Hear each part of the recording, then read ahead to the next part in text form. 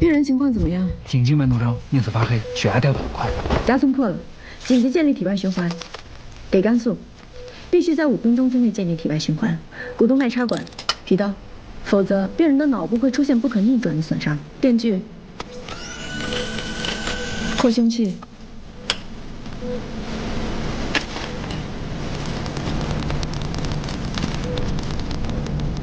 2分50秒。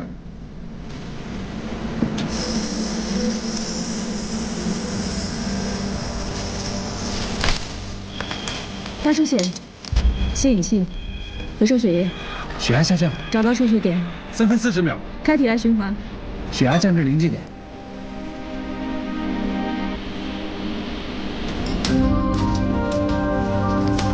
4分01秒。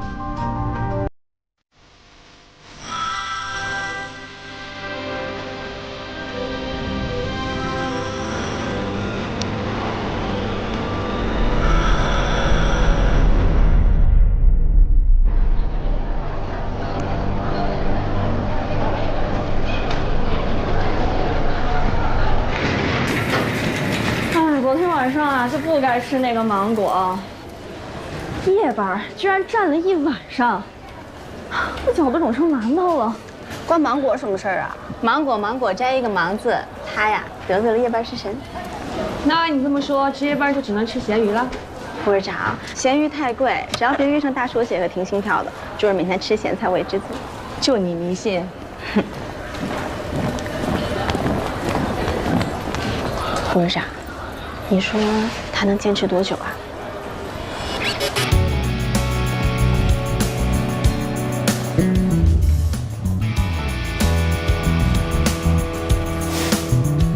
在由男医生统治的安和计生医院心脏外科，唐佳瑜是有史以来第1位女主任。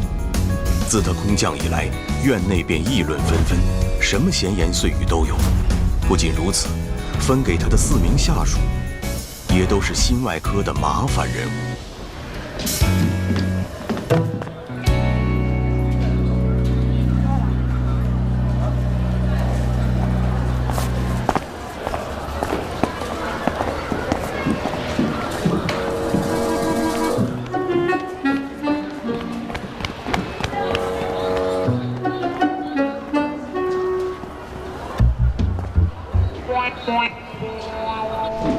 欣然，来吃早饭了。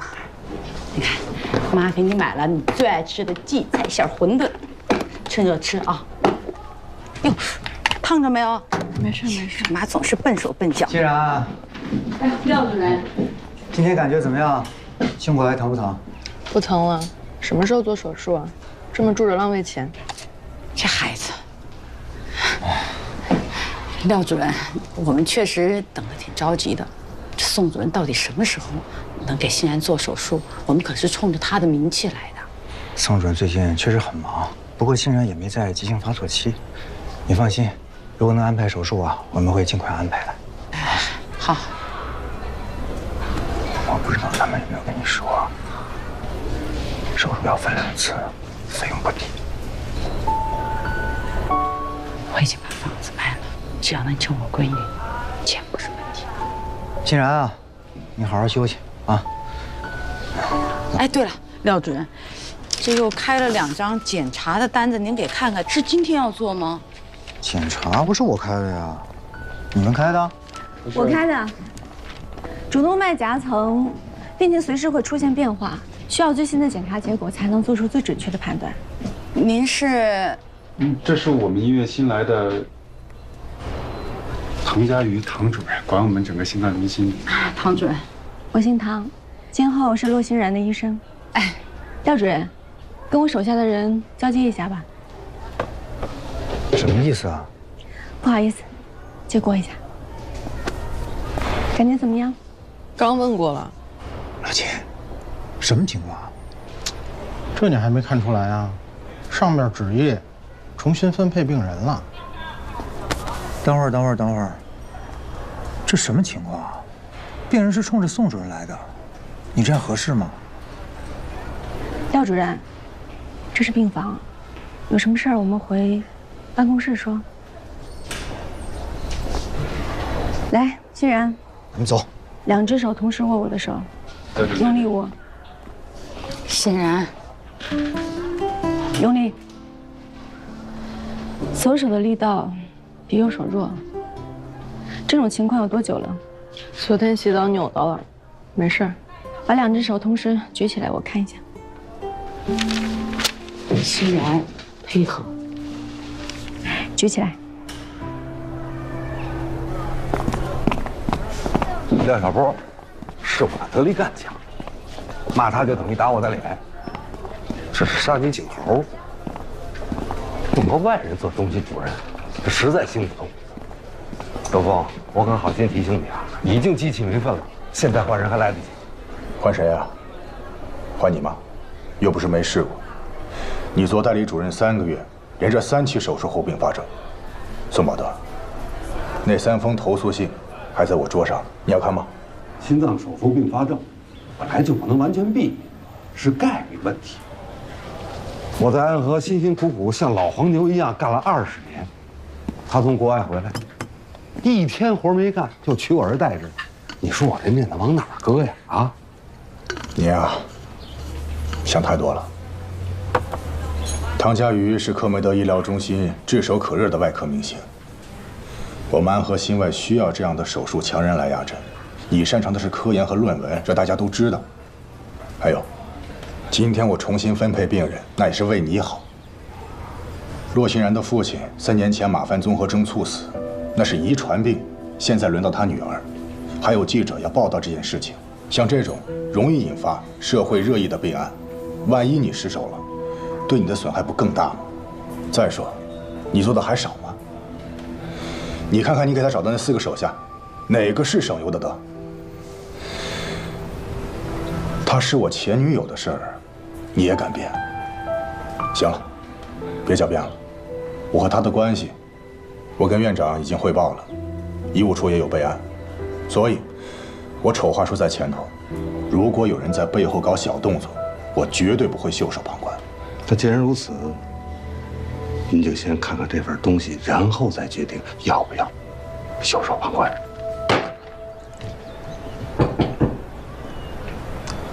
谁啊？等一下。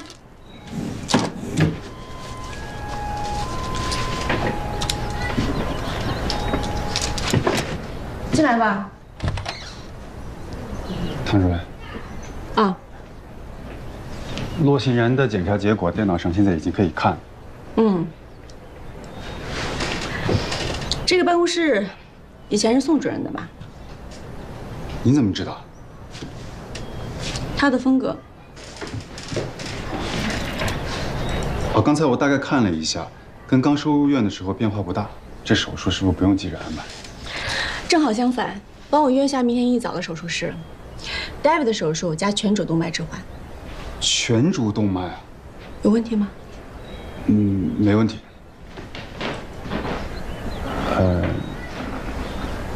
没事，我先走了啊。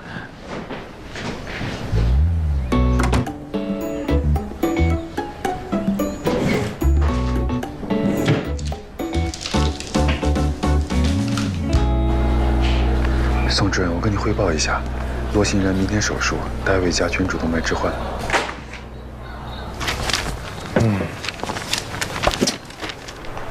你说我们安和医院怎么堕落成今天这个样子？什么意思啊？副院长的前女友堂而皇之的成了心脏中心的头。哎，你说这院长和医务处也不管管，是不是没王法了呢？谁说不是呢？啊，不过龙罗，那个前女友吧，那毕竟是个过去式。也许现在唐主任和刘院是清白的。你到底站哪边啊？龙龙，这有什么站不站边的？我只是发表一下个人想法，最终我还是跟大家站在一起嘛。哎，行，你坐，来。哎，这女的来路不简单呀，不到40岁就混到这么个位子上。要说这事儿没猫腻，我还真不太相信。你说这要是个女院长该多好，我也不至于这么一大把年纪了，还是个副主任医师。老秦，这事儿你就别多想了，有女院长也不会给你升职的。就是，我看不降职就不错了。为什么呀？我女人缘很好的呀，不信问我前妻。哪任前妻啊？哎，不带损人的啊。龙龙的意思是什么呢？是问让你净身出户那个，还是和你打到派出所那个？还是卖车那个？对对对，卖车那个。这，老齐，毕竟你的前妻有点多嘛。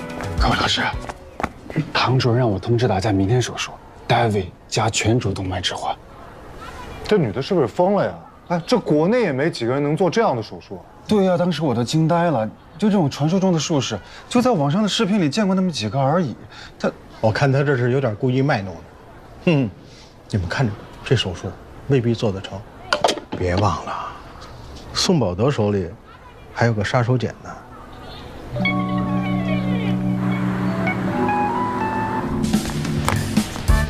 叶主任，神外崔主任给我们手术室打电话，说下午3点有一个病人要做巴比妥诱导婚礼，问你有没有时间去一趟。好，跟他说我会准时到。好嘞。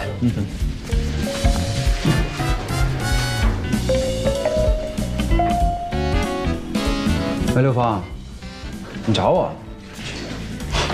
你小子找我，肯定没什么好事儿。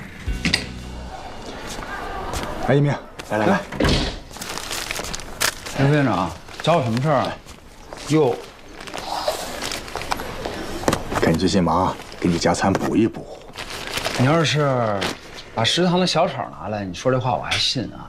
但是这可是院门口的葱烧海参，肯定有事儿。说吧，什么事儿？你要是个女的，我一定娶你。心脏中心新来的唐主任，啊，就是你那前女友，全院人都知道了，怎么了？你看这个，他手下4个男医生齐刷刷写了转组报告，都不要跟他一个组。这心脏外科啊，最看重的就是团队合作。他们这是要釜底抽薪。现在他在心外啊，就是个光杆司令。我想他在手术室里，至少有一个靠得住的盟友。我呀，刘峰，你也知道，我这人啊，我不愿意掺和院里乱七八糟的事儿。什么乱七八糟的？这是雪中送炭。外科治病，麻醉保命。外科医生和麻醉医生本来就是背靠背作战的同袍，在手术室里给他托底，有谁比你更合适？我不行。转组申请的事儿，刘峰怎么说？哼，够他头大一阵子了。不过，这骆欣然的手术得我来做。上次那3例并发症，告诉咱们组灰溜溜的。这次啊，借着记者来采访，好好宣传宣传，咱们得扳回一局来。可那个女人有刘峰撑腰啊！我最讨厌这种靠男人上位的女人。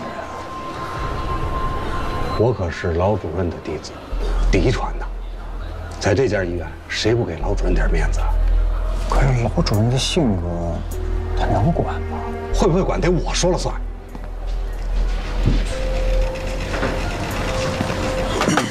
我在国外进修的时候，大概是10年前。当时在科梅德医疗中心见他第一面，那时候他还是个住院总，但医院里已经有很多人认识他了。第一次见到这么光芒四射的一个女孩子，在手术台上，她一下就把我给征服了。后来我回国了，冷静地想了一想，她天赋比我高，而且一心扑在手术上，这样的女孩不适合当老婆。但是这些年呢，我一直在关注她在国外的发展，看到她一步一步成为科梅德中心的外科明星，这证明我的眼光没错。而且我相信，安和心脏中心想更上一层楼，她必不可少。所以啊，为了医院的发展，你帮帮她。你跟我说了这么半天，不还是为了这事儿吗？你看啊，你的故事呢，我也听完了，这饭呢，我也没动。我呀，一会儿还要去一趟神外那边，我就先走了。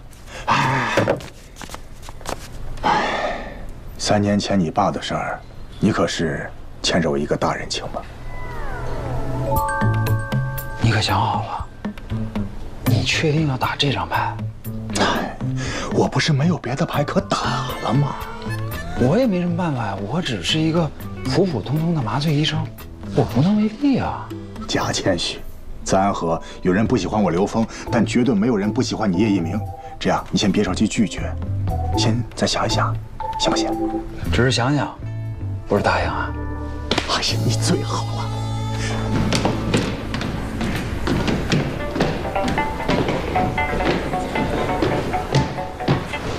老主任，找我有事儿？我听说咱们心脏中心要做一台全主动脉置换手术。啊。骆欣然的手术取消了。我说什么来着？别小看宋宝德这老小子的能力。江百丽，23周的手术同意书签了吗？该通知术前宣教，计时计水了。护士长，刚通知那手术取消了。取消了？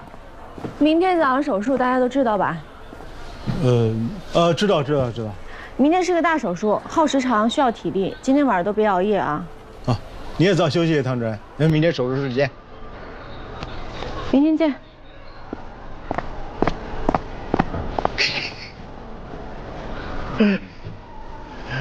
哎呀，真不用告诉他。干嘛告诉他呀？他这么大来头，肯定有人通知他。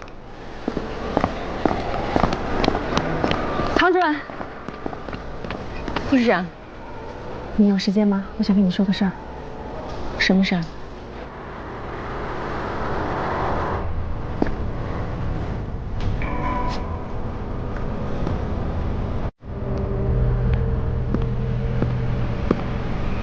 是你啊，刘峰，你有什么要跟我说的吗？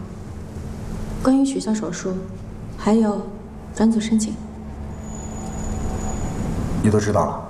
要不是吴敏敏告诉我，我还像傻子一样被你蒙在鼓里。你当初打电话劝我来安和医院的时候怎么说的？说不会有人质疑我的资历。为什么现在所发生的一切都跟你当初承诺的截然相反？我也没想到会这么严重，连老主任都出马了。要不，这手术你先别做了，把病人先还到宋宝的那组，息事宁人，来日方长。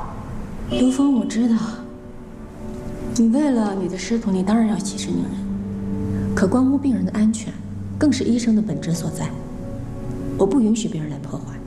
这一次，我绝不让步。那能怎么办？我该想的办法都想了。你不要忘了，我是放弃了科梅德的职务回来的，这一仗我不能输。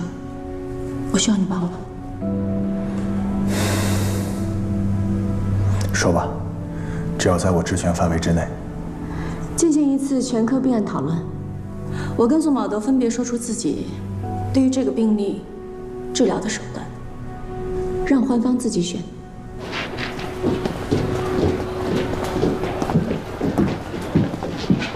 唐主任，早啊！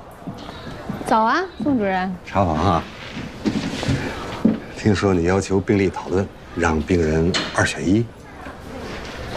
大家都是同事，没必要搞得这么急事白脸的吧？以后急事白脸的事还多着呢，好好准备啊。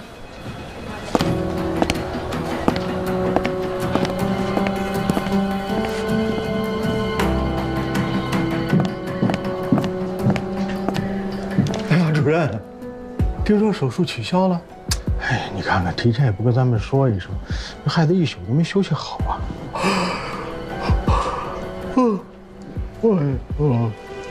你们的转组申请我已经收到了，只是可惜，医院有它的规章制度，这事儿由不得你们，你们谁都别想。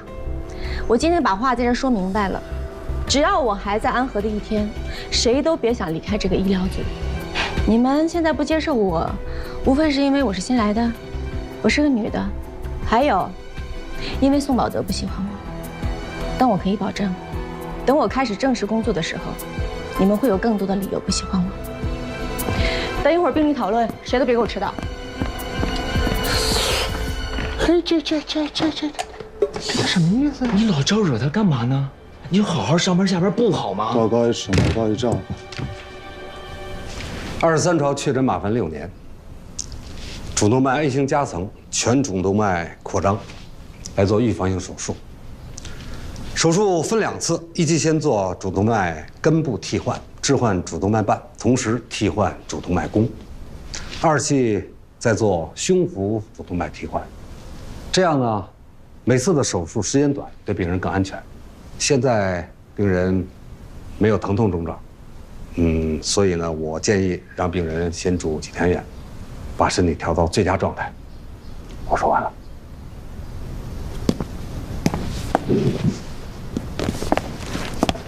我选择的是 David 加全主置换。病人骆欣然虽然主动脉瓣有病变，但没有到了非换不可的程度。如果换瓣，他将终身服用抗凝药，对病人将来的生活有一定的影响。David 指的是医生手动修复病人自身的主动脉瓣，把它修复回原本完好的形态。换瓣跟修瓣的区别怎么说呢？就好比你给一个人一把螺丝刀，他可以把旧的门换成新的门，但是只有手艺高超的工匠，才能把一扇旧门修得像新门一样，然后再一次性换掉整个主动脉，因为没有必要分2次手术。病人年轻体健，完全可以耐受全主动脉置换术，而且1次手术更适合他。最重要的是，可以节省手术费。我已经把房子卖了，只要能救我闺女，钱不是问题。鉴于病人近1年内他的病情发展非常迅速，近2天左右手无法举到同等高度，双手用力不精等症状，我认为他需要尽快手术。全主置换是心外最难做的手术，国内能做这样手术的医生也屈指可数。唐医生，为病人考虑，多调养几天没什么不好。再说了，病人没有胸疼症状，干嘛着急做手术啊？主动脉夹层是个不定时炸弹，随时可能破裂。一旦破裂，病人会有生命危险。宋主任，没人有100%把握它不会破吧？100%把握没有，不过我愿意做全主动脉置换。欣然，妈，我要唐医生做主刀。咱们再商量商量，好不好？刚医生都说了，现在不尽快做手术，夹层破裂有生命危险。我不想像爸爸一样。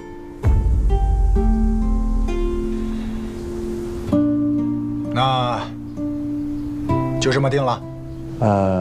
刘院长，我建议将这台做公开手术，让大家好好跟唐主任学习学习。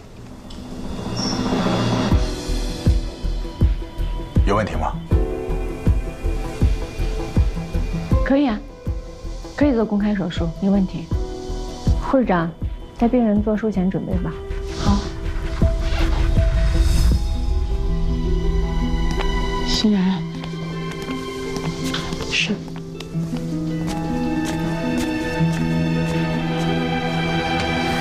手术风险跟术后并发症我已经说得很清楚了，如果没有异议的话，就请在那儿签字。唐主任，我现在就我女儿一个亲人了，所以进了手术室，您手里可不是1条命，是2条命。我不知道能不能请求您保证欣然她会没事儿。任何医生都做不了这样的保证，只要是手术就会有风险，更何况是心脏手术。我只能说，我尽力。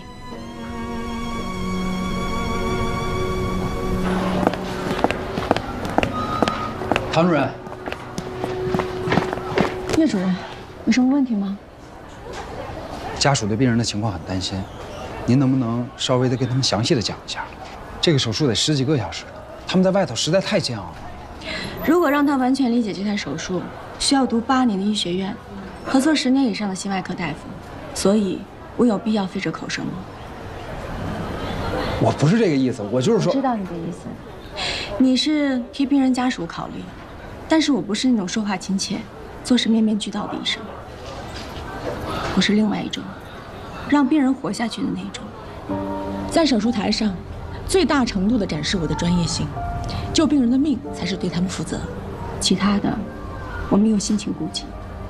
如果没有其他事儿，我去准备手术。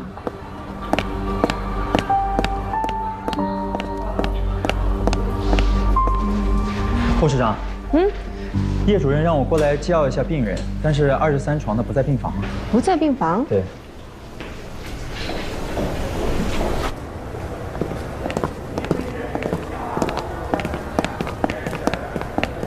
陆欣然，你怎么在这儿啊？你坐下。你不是应该在手术室吗？我选你当主刀医生，作为回报，你答应我个事儿吧。什么事儿？要是我治疗效果不好，术后并发症，你就别救我。我知道你在跟那个老头医生竞争，所以你要是不答应我，我就不做手术。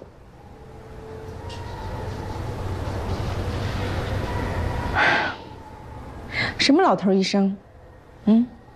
宋医生。你说这句话，我真希望他本人能在这儿听见。所以你能答应我吗？陆欣然，我相信你自己应该很清楚，就算现在我答应你，但是进了手术室，我该怎么做还是会怎么做。那个时候你已经打了麻醉，什么都不知道了。我爸就是马牌氏综合症死的，主动脉夹层破裂，大出血，上一分钟还在说话呢，下一分钟人就没了。这病我知道，有的瘫痪、截肢、植物人，比死惨多了。可是你知道吗？我妈为了救我，把房子都卖了。原来我爸可疼她了，可是现在，他什么都得操心。我真的不想给他添负担了。死在手术台上也不错啊。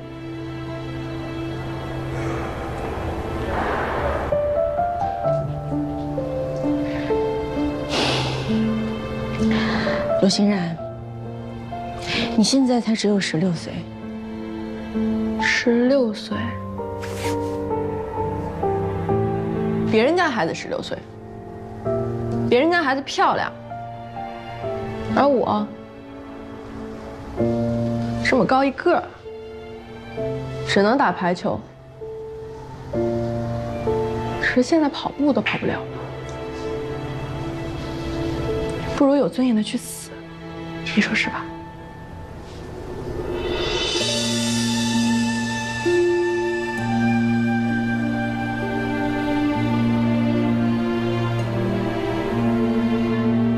你别把我说的话不当回事儿啊！我很认真的，拜托你了。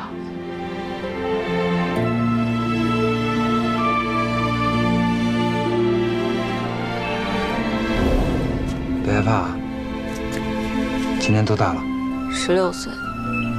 行，睡一觉就好了。可以给药了，肌松药10毫克，安定10毫克。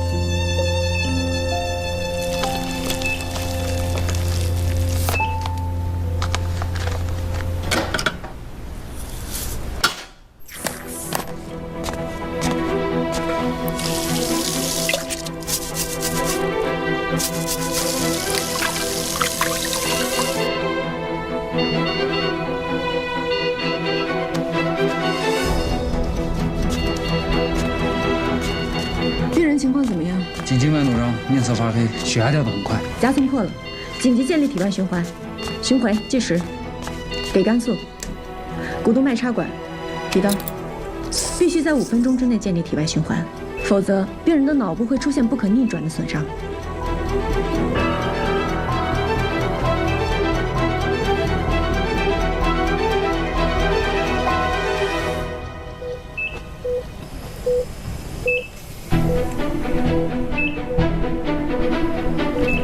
大出血，吸引器，回收血液。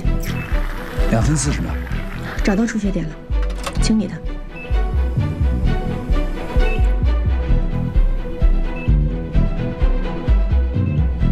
3分50秒。开体外循环。转机。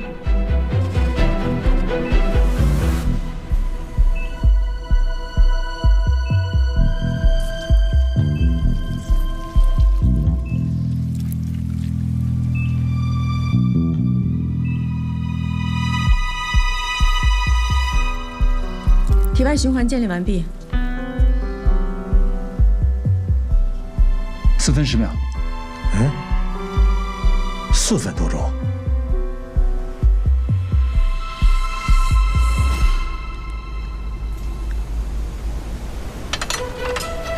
我真的不想给他添负担了，死在手术台上也不错啊。开始手术吧。麻醉，今天一定要注意病人的脑保护，注意术后并发症。明白。组织前。冰吗？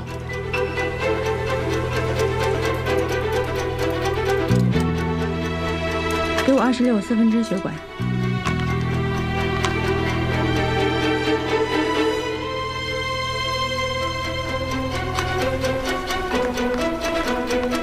来，缝合。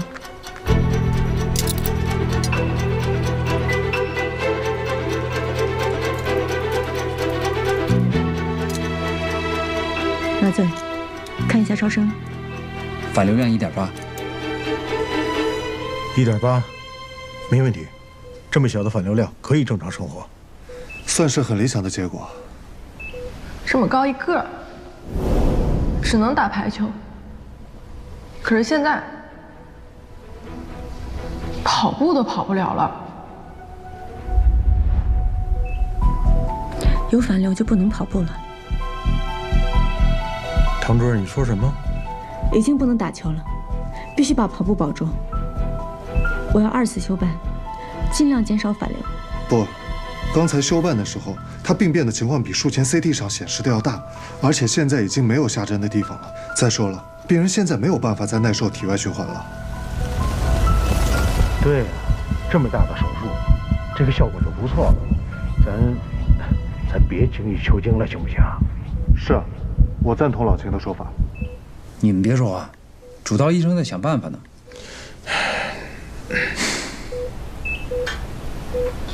心脏不停跳，我试着从主动脉外面修复它的形态。怎么修啊？主动脉内腔是圆的，同样周长，圆的面积最大。只要从外面补针，把内腔从圆改成非圆，减少内腔面积，主动脉瓣就有合拢的可能。双头针，4个0的线。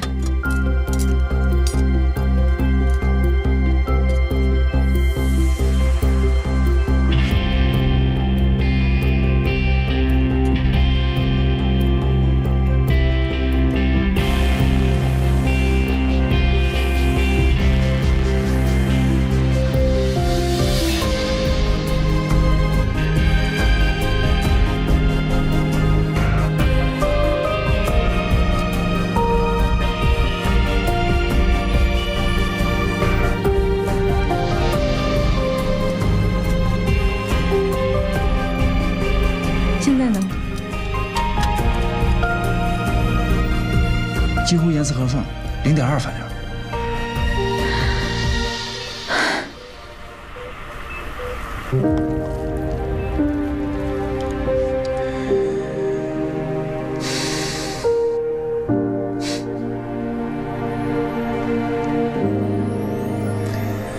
外科有个说法，顶尖的外科医生手指上长着大脑，在下刀缝针之前呢，脑子里面已经勾勒出器官修复之后的样子，能够最精确地找到位置。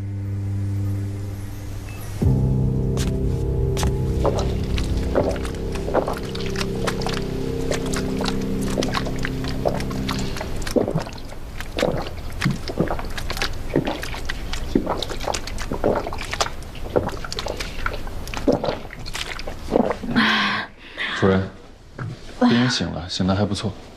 嗯。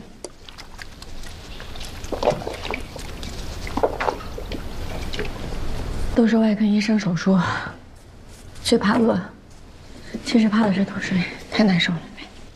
谢谢主任。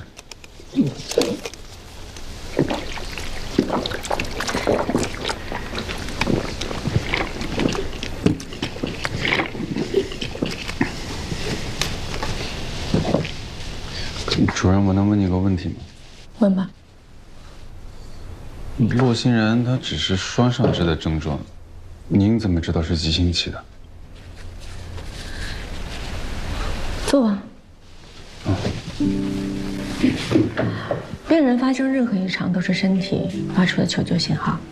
我看了洛欣然确诊之后所有的病例，他的病情进程非常特殊，不是持续恶化，而是在某几个点突然间恶化。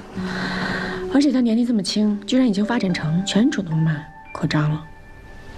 我猜，他现在手部的症状应该是又一轮恶化的开始，而且会有极少的病人会像他一样经历无痛型急性期。所以你才坚持要尽快做手术，对吗？主动脉无小事，虽然我不能100%确定，但我不敢冒这个险。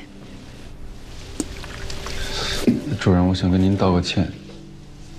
昨天其实是我跟宋主任说的，才导致了手术被停。我就差点害死了病人。因为你不知道他是急性期发作。我想着，就是您刚来医院嘛，你就是想急着证明一下自己。但今天在手术室，我才知道您真的是挺厉害的。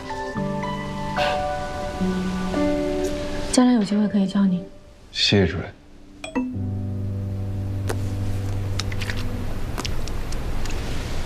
主任，每次我们大手术结束以后，都会去对面的赛因斯，他那可以凭 SCI 影响因子打折呢。要不你今天跟我们一块儿去吧？我不去了，一会儿我还有事儿。黄主任好。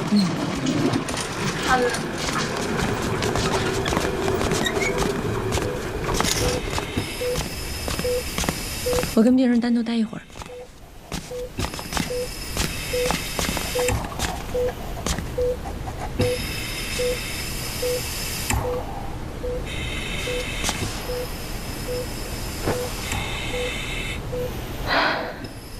手术很成功，但是术后恢复有几大难关，关关难过。如果没有顽强的求生欲望，很可能闯不过去。那我这么漂亮的手术就白做了。所以我来是要告诉你一个秘密。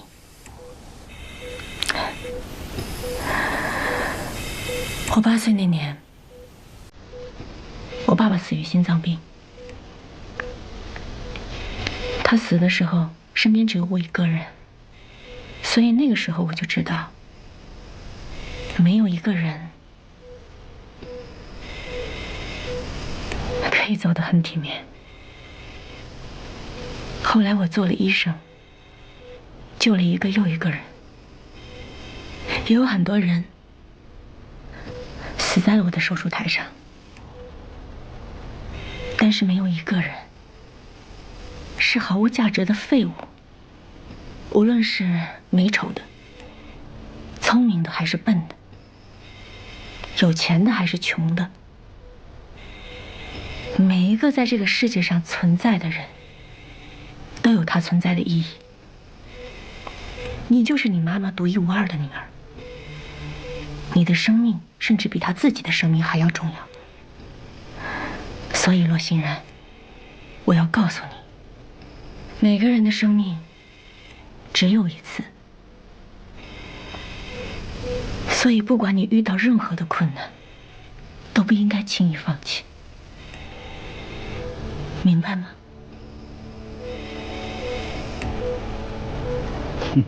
谢谢。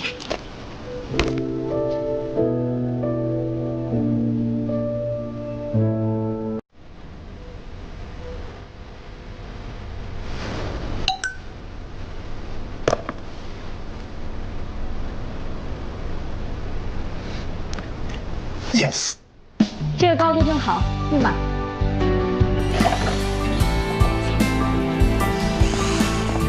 护士长，主任，在换牌子啊？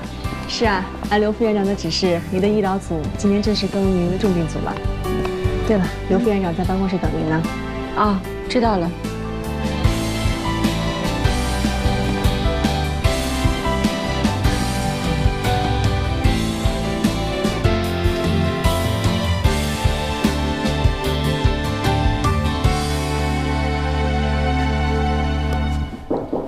进。呀，宋宝德把他那些装样子的书终于搬走了。希望他从此偃旗息鼓吧。你找我什么事儿？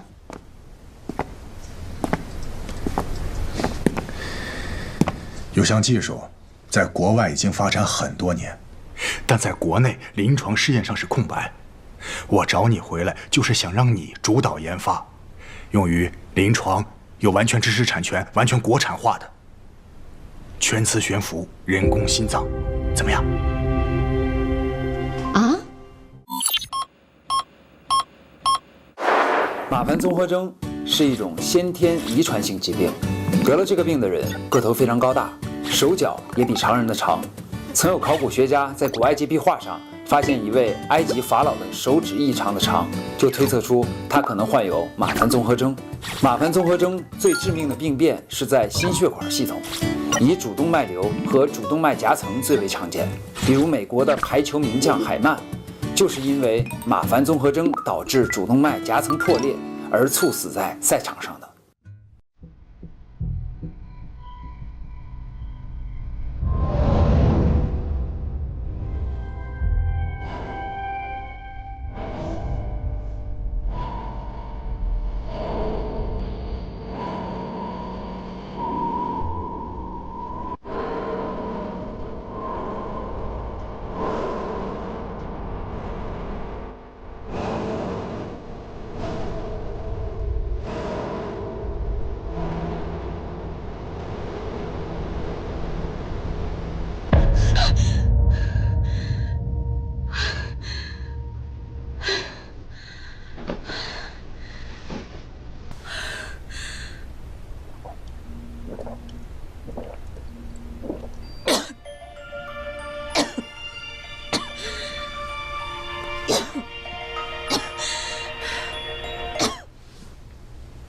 喂，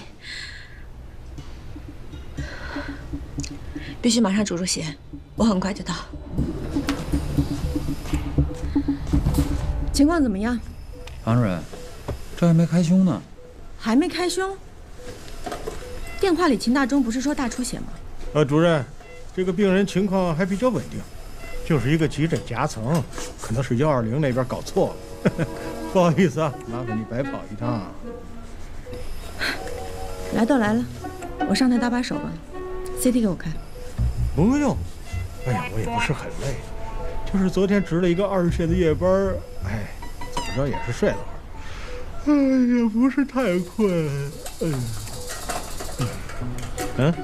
你还是要上？哎呦，那既然这样的话，主任做这台手术肯定做得更稳，那就麻烦你啊。那我下班回家了。你先别走，秦大中。这2天江百烈一直值一线，都长黑眼圈了。今天让他回家休息，你顶他。让我当2助？主任，我没事的。你不是不困吗？我是不太困，就是我这手都脏了，这还得重新洗手，太麻烦了。那你还愣着干什么？刷手去。病人情况？哦，对了，秦大中，又怎么了？今后再有这种情况，没有搞清楚病情，不要给我打电话，不然我永远让你做2助。急诊夹层，现在一切状况正常。叶主任，可以开始吗？可以了。手术刀，电刀，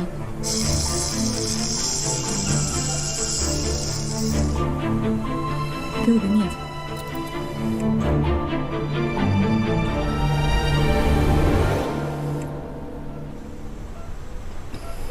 可以了。主任，急诊夹层，病人情况不好，需要立马手术。这个还没做完呢，又来了一个。不是一个，是3个。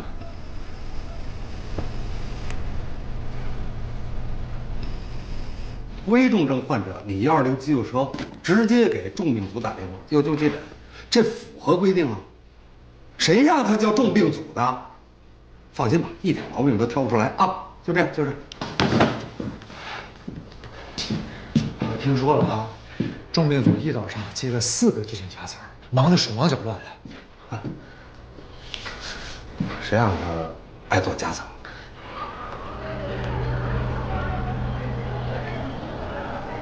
哎呀，叔，您不饿呀？快1点了。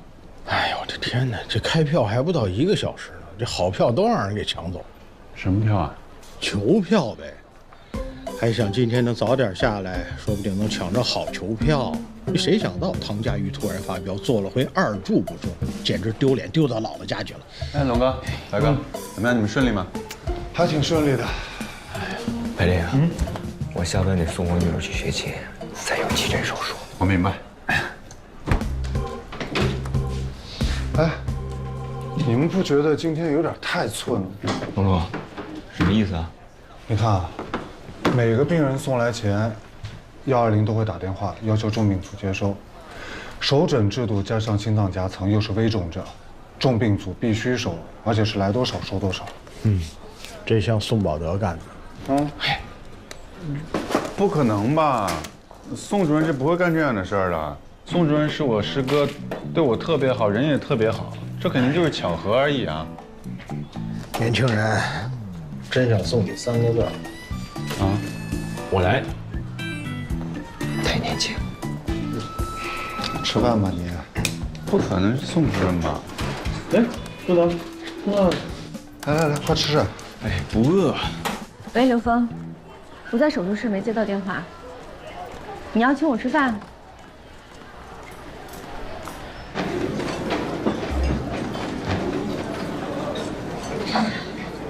吴峰，这是你说的工作餐。嗨，看你那么累，给你补补。应该是找我有事儿，说吧。你这个人，跟那谁可真像。哎呀，就是上次跟你说人工心脏的事儿，考虑的怎么样？我考虑什么呀？我不是已经拒绝你了吗？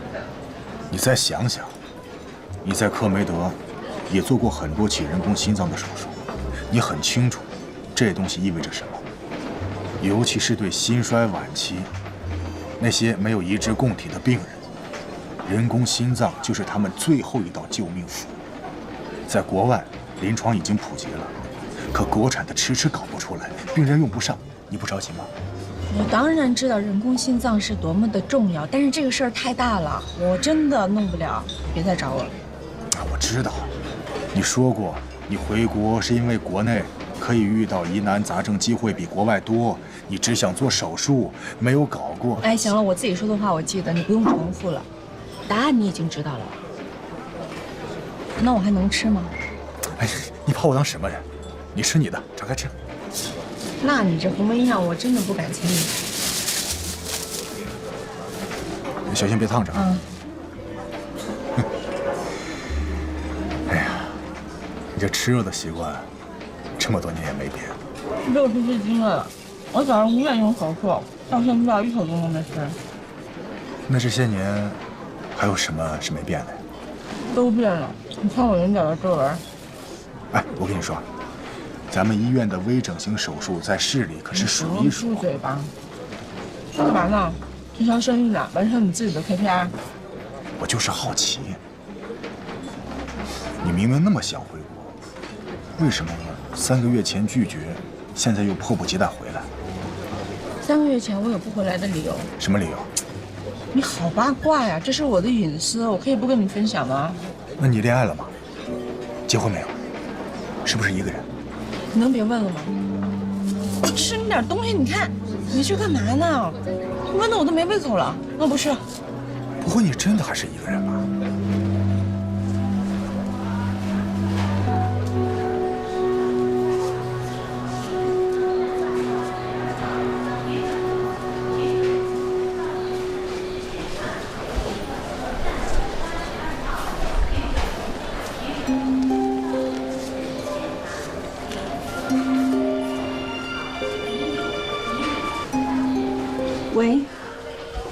我马上过来。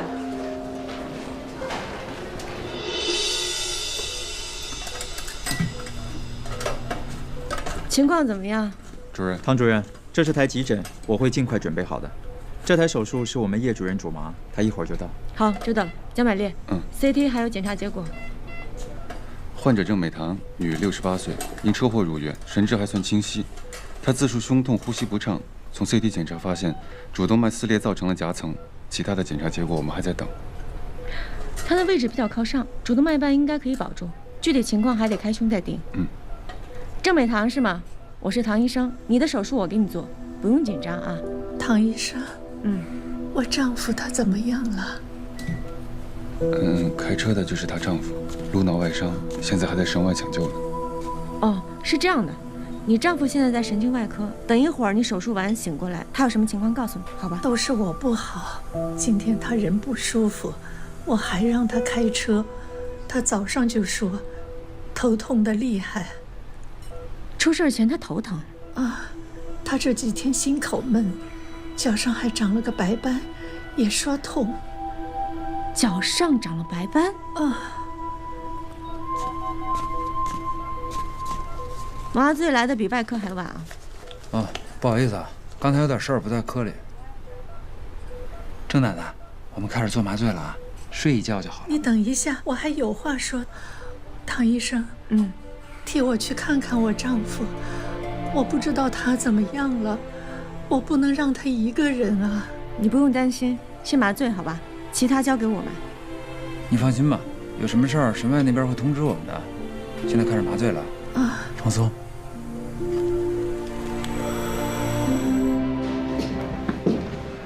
哎，你跟唐佳瑜说是宋宝德捣的鬼，他居然没炸。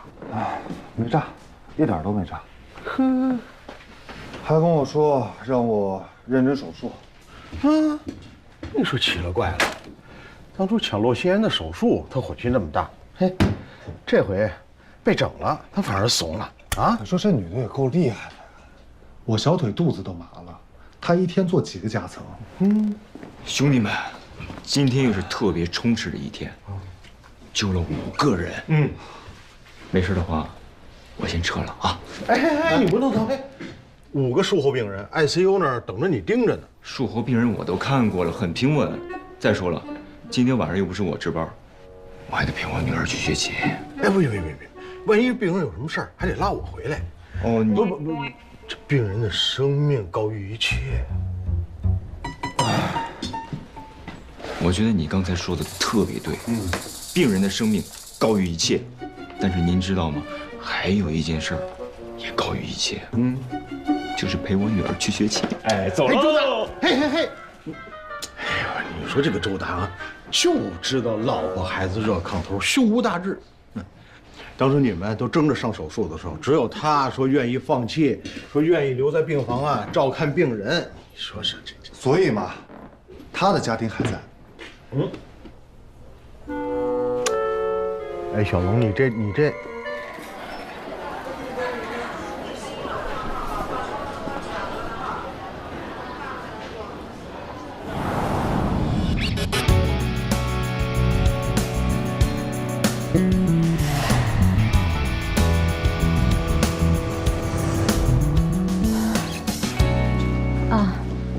你们好，我自我介绍一下，我是心外的唐佳瑜。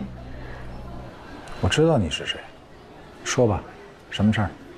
那我直说了，于江平因为车祸在神外抢救，据说现在已经脱离危险，转回病房了。我们心外有个病人叫郑美棠，是于江平的妻子。据她的描述，我怀疑于江平很可能患有心脏疾病，所以能不能让我给她做一个检查？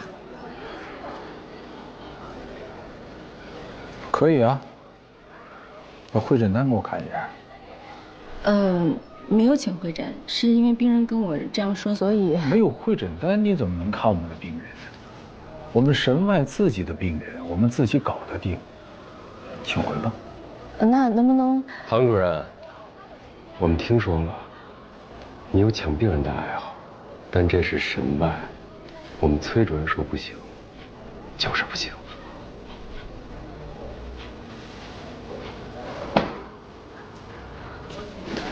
让下，结果。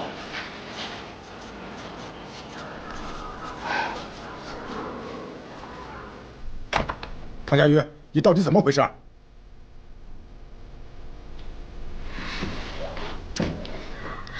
静脉曲张的袜子，不用那么紧张。行了，什么事儿？你说你吃饭的时候精神还挺正常，几个小时怎么脑子就短路了呢？这话应该我问你啊。 你怎么这突然之间发这无名火啊？那不是被你气的吗？崔振强给我打电话说你到神外去抢病人，怎么，在自己的科室树敌还不够，还跨学科得罪人呢？我就知道，薯条三兄弟就是喜欢告状。薯条三兄弟，人家是神外3剑客。 都是医院响当当的大神级人物，我跟你说，以后除非神外请会诊，否则你不要再管，听到了吗？听到了。真的，你别骗我。我从来不骗人。佳宇啊，与其到处捅娄子，还不如去研究人工心脏。我说你是不是跟人工心脏磕上了？我都跟你说我不感兴趣，你赶紧去开会吧，好吗？还啰嗦是吧？ 你脱袜子了？记住了，千万别惹祸。对啊，在手术室我看他没反应啊，我以为他不在意呢，没想到他真去了。他这次回来，感觉性格越来越乖。你说，当年那个绯闻的事儿，给他造成了很大的伤害。这一次又见我，感觉是过不去。 怎么不可能？我今天跟他吃饭，就问了几个简单的问题：有没有恋爱？是不是一个人？他一下就不好了。我觉得这些年，8成他还是单身。唐主任还单身？肯定是。行了，我要去开会了。你帮我去趟神外，他如果要惹事的话，你跟老崔熟，你帮我拉拉架。千万不能让他知道。 是我让你帮他，他那自尊心呢，知道了反而会不好。好，我正好要去神外做一个巴比妥诱导昏迷的病人，交给我吧啊！等这个病人啊脑水肿缓解了再唤醒吧，主要是注意护理方面，防止肺部的感染、褥疮。我就是怕这水肿消不下去啊，毕竟病人的基础情况太差了。先这样吧，回去吧。哎，老崔，我还没说完呢，你说。 加强护理，防止肺部感染、褥疮。你这是怎么回事啊？你刚才不都说过了吗？都。啊，我说过了是吧？啊，那说过了，那就没事了。你去吧你。怎么回事啊？今天。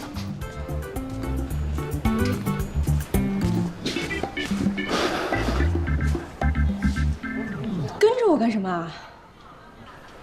我没跟着你，我是来看病人的。你别跟着我啊！唐主任，于江平在特5间，那间。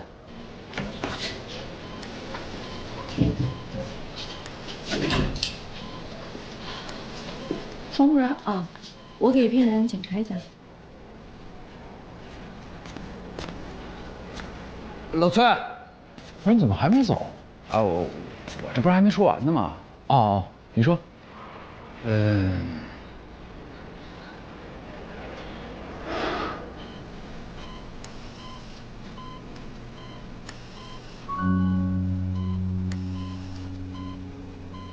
我是想问问你啊，有没有什么关于帕金森的这个新临床实验？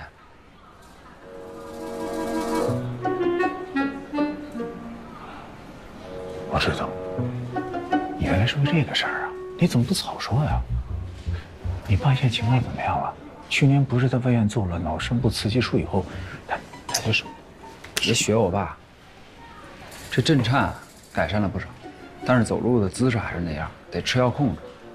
你放心，只要咱们医院有新的临床实验，我绝对第一时间告诉你。谁让咱们俩是哥们儿，对不对？还有啊，这事除了你和我，医院还有别人知道吗？除了我们家里人，就你和刘峰了。我感动啊！你把我当成你的家里人。你放心，我这人历来是守口如瓶，我这嘴。崔主任。啊，来了。唐主任，你怎么又跑到我们神外病房来了？我是跟你说，我们神外病房的病人跟你有什么关系？你这是明知故犯，你知道吗？不行，我今儿必须得给刘副院长打个电话。哎，他又跑到咱们上面。别着急，人刘副院长现在开会呢。病人是先出现脑梗，才发生车祸的。唐主任，你是不是把顺序给搞错了？病人是先车祸后脑梗，车祸造成骨折，脂肪颗粒进入血液循环，通过胃壁的卵圆孔进入体循环，造成脑梗，再加上颅脑外伤，我可是辛辛苦苦做了5个多小时的手术，才把这个病人的生命给抢救过来。你有我清楚啊。是你把顺序搞错了。他的太太郑美棠是我的病人。据他描述，于江平在车祸前几天就出现全身难受，而且头疼非常严重。在车祸当天，他也头疼很厉害，本来不想让他开车的，所以我断定他应该是出现了脑梗，才发生了车祸。不管谁先谁后，这个事儿跟你们心外有什么关系吗？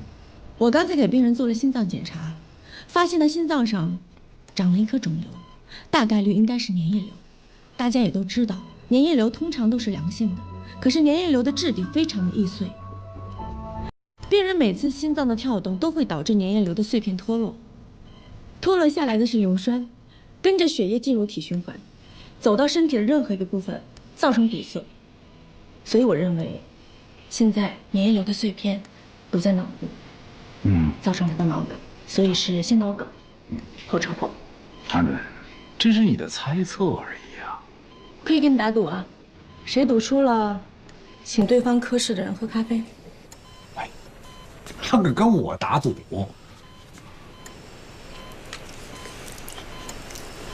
在这儿。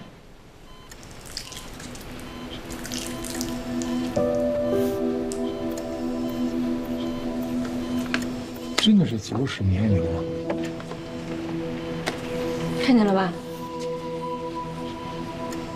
粘液瘤随时可能再次爆成硫酸。如果2次脑梗塞，病人的存活率就不乐观了。按理来讲，必须尽快手术，但是他刚刚做完颅脑手术，没有办法耐受我们心外必须要上的体外循环，所以他现在的病情是需要尽快手术。可是他的身体不可能尽快手术。你们有什么好的办法吗？唐主任，我们各自想办法啊，我们随时沟通，尽可能保病人，好不好？好，有什么情况随时联系我。你赌输了，明天请我们科室的人喝咖啡，我喝摩卡，双份奶油。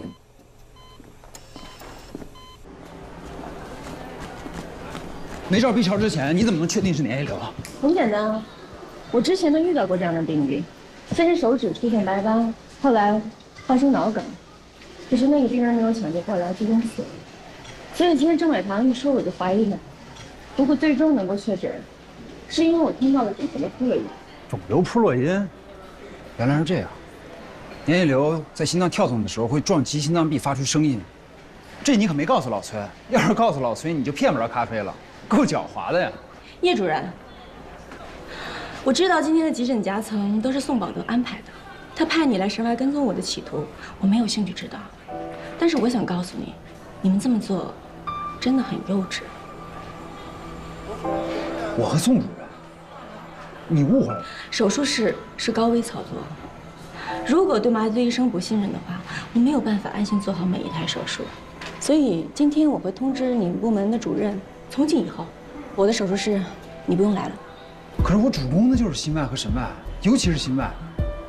你真的误会了，我和宋主任真的什么事儿都没有。我今天误会和误会不重要，还是小心点比较好。你还是上其他医生的手术吧。还有，请你帮我转达宋宝德，他想怎么做随他的便，但是不能做任何事情危害到我的病人，这是我的底线。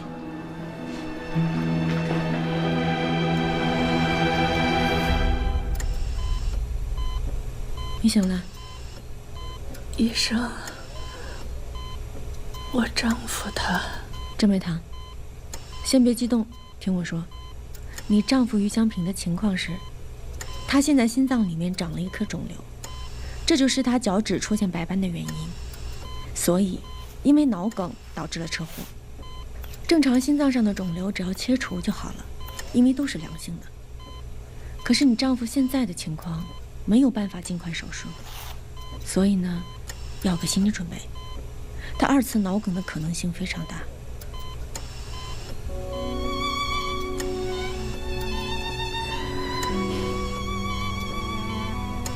医生啊，我和他谈恋爱到现在没有分开过，我跟他在一起40年了，没有代沟，你救救他，别激动，请你救救他。不要太激动。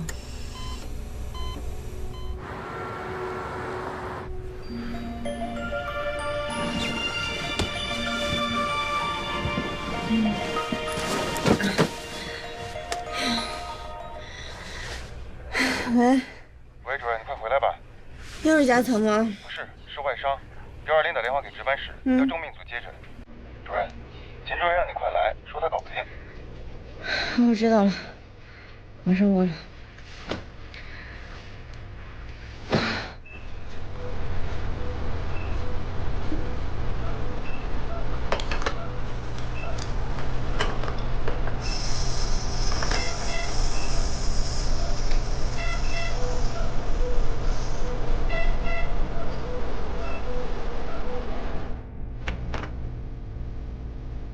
唐主任，该上手术了。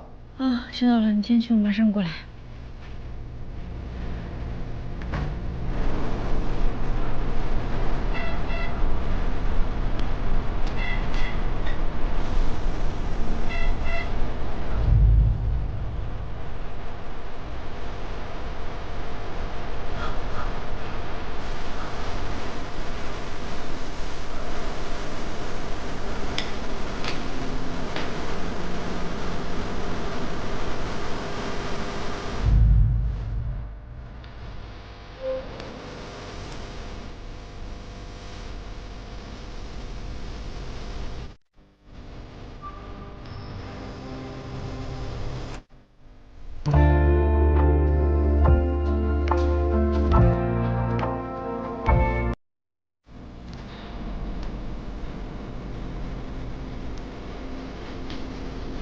像他这样连轴转，我真怕会出事儿。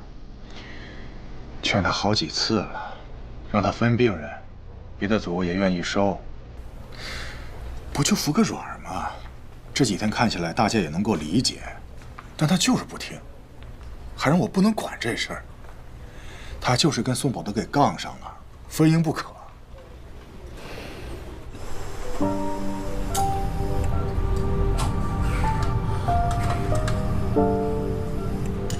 主任，没事吧？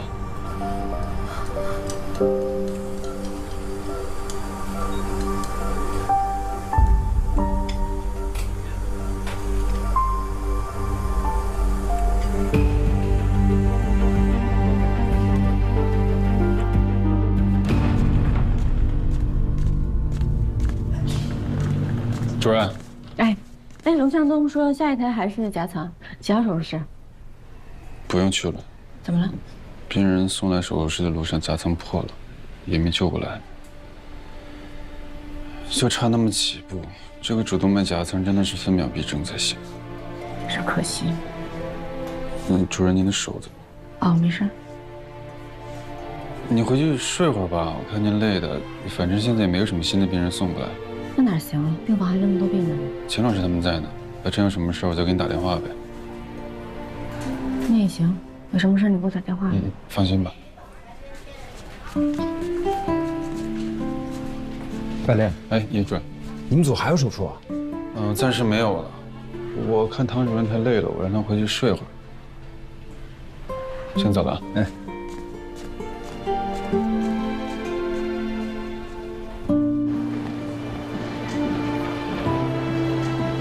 哎，小尖儿，哎，宋主任，到我办公室，有东西给你。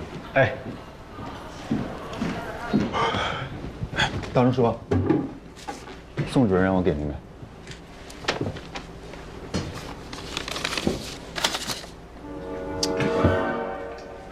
这个宋宝德，一点活路不给人留。没事没事。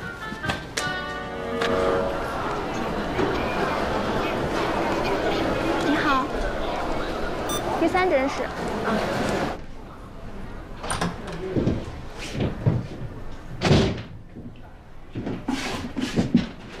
唐佳宇，真的是你？我看挂号系统，我还以为是同龄的病人呢，怎么来疼痛门诊了？坐吧。我来看手。手？手怎么了？应该是腱鞘炎吧，有点压痛，行动不便。给我打一针封闭吧。打封闭？看看。疼吗？疼。动动。最大啊！你这个过度劳损造成的，热敷，少用手，不用打封闭，过一段时间就好。不行，我今天还有手术，我必须保持手的灵活，必须要打封闭。唐主任，外科医生的手，对外科医生意味着什么？我想不用我说，你应该也很清楚吧？就是为了跟宋宝德赌气，拿自己的手冒险，值得吗？你不会以为我这么做是为了跟宋宝德赌气吧？不然呢？我想不到其他原因。叶主任，我想问你个问题：一个男生从读医学院到作为一个心外科大夫，困难吗？困难。这心外是外科皇冠上的宝石，同类水平呢，在别的科都已经可以独当一面了。可是到了心外，还在做打杂拉钩，连缝针都轮不上，而且专业难度大，专业培训时间长，使很多人望而却步。你问我这个干嘛？一个男生都这么困难，如果你是一个女生的话，那这个困难的指数是不是应该乘以2倍？不对，应该是3倍。所以这已经不是我第一次被排挤了。宋宝德这么做，不过是这么多年我遇到很多类似的事情重演而已。在科梅德实习的时候，所有人都认为我一定会换专业，连跟大家拉个钩都需要挤破头去争取。可是10年以后，我是那儿最出色的外科医生之一。这些不是靠赌气挣来的。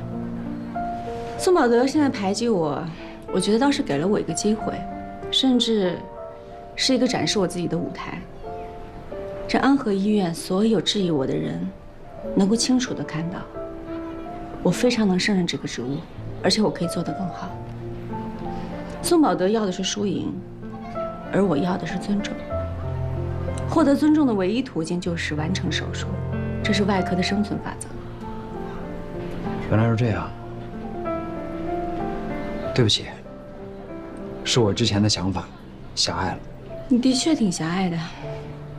其实，宋宝德排挤我，给我安排了这么多的手术，倒是一件好事。这样做可以加速磨合我的团队。现在我完全知道我手下的医生他们的优缺点。要不是因为最近手术太忙了，我真的应该抽出时间请他吃顿饭，谢谢他。那再给我检查一下。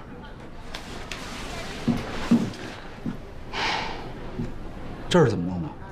昨天一个人喝多了，不碍事儿，就是不好看。唐主任，这外科医生我见多了，可是像你这样的，你真的什么都不怕吗？我不是不怕，我只是不希望因为我害怕，就堵住了我想去的路。这样的话，我就没有办法进步了，只能原地踏步。聂主任，可以开单子了吗？我还赶时间。我这就给你开。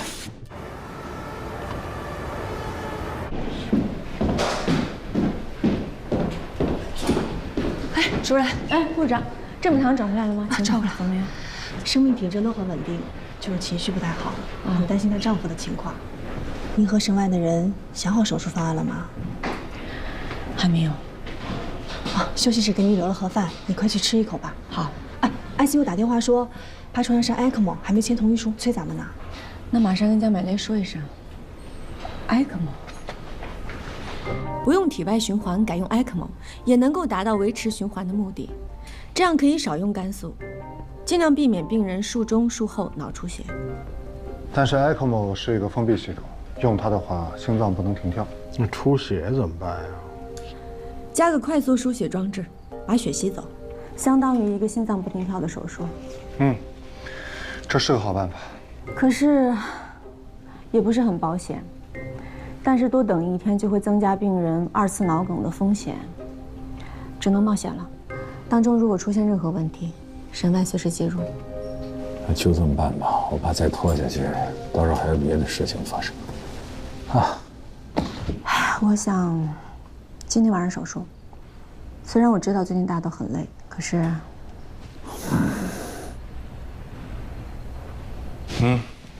你在给谁打电话？周达。他对 ECMO 比较熟悉，比 ICU 的医生都强。哎，周达，干嘛呢？那这样吧，我去联系手术室，海雷，你去城外看一下病人。那我去给大家买咖啡吧。那个，我知道，摩卡加双份奶油，对不对？我跟你说呀，糖吃多了小心糖尿病。ECMO 联系好了。辛苦了。有别的事儿也尽管说话啊。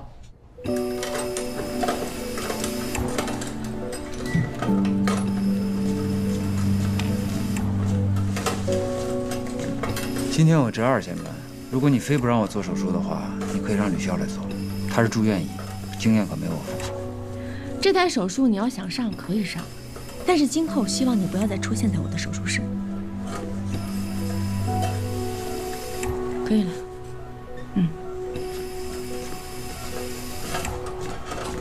这台手术能不能成功，不在于肿瘤切除，而是在于病人术后能不能清醒。所以麻醉，帮我把病人血压维持在正常值。放心吧，交给我。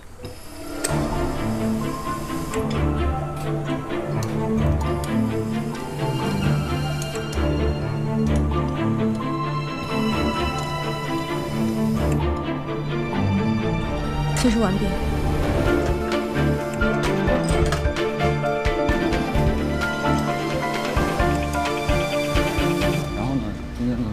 注意，然后把这个继续交给他，把新买走了。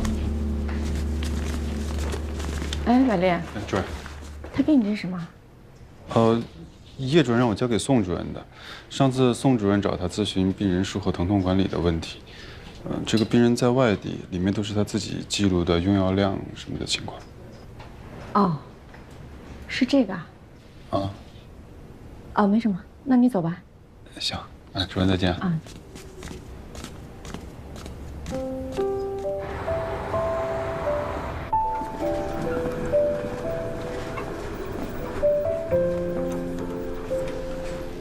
老于，没啥。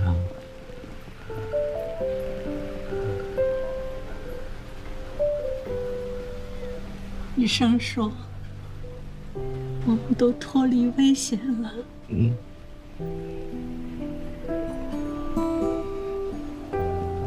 又回来了。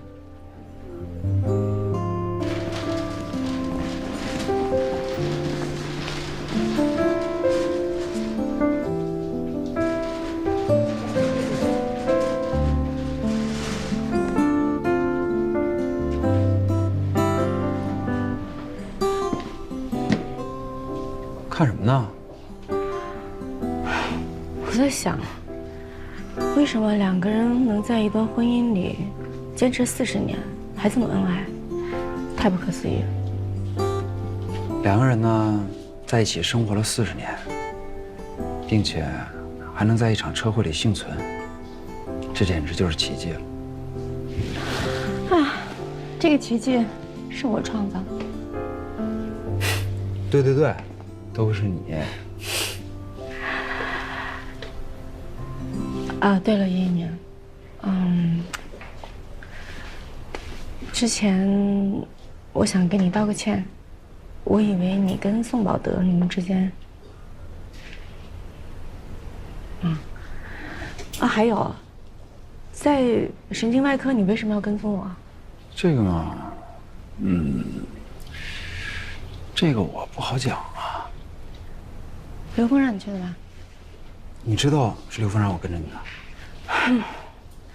当时邱振强要给刘峰打电话。别着急，刘副院长还在开会呢。你说他在开会，后来我才觉得，一定是他让你跟踪我，不然你怎么知道刘峰的行踪啊？这可不是我说的啊，是你自己分析出来的。刘峰啊，他没有恶意，他就是关心你。我知道，他是为我好，人也很好，只是有的时候做事儿，可能他觉得我这个人是需要被拯救吧，但是事实是根本不需要。行，那以后啊，我呢就不多管闲事了。我不是这个意思。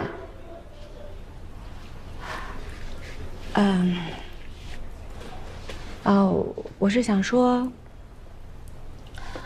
我需要一个朋友。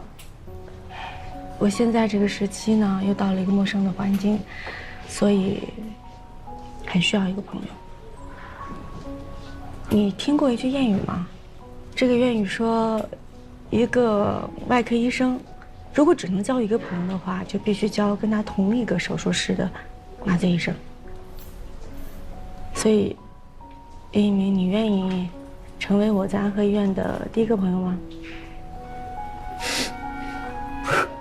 你这是什么谚语啊？是你自己瞎编的吧？那行，我想想啊，这是愿意还是不愿意？还用想吗？那勉强就算了。我愿意，我愿意和你做朋友。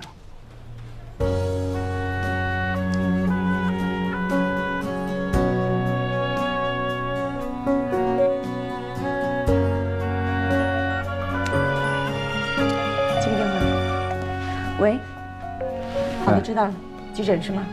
啊，行，马上过来。我这就过去陪啊。急诊夹层。新一轮又开始了。你手还行吗？好多了，我相信宋宝德坚持不了多久了。一会儿手术室见。手术室见。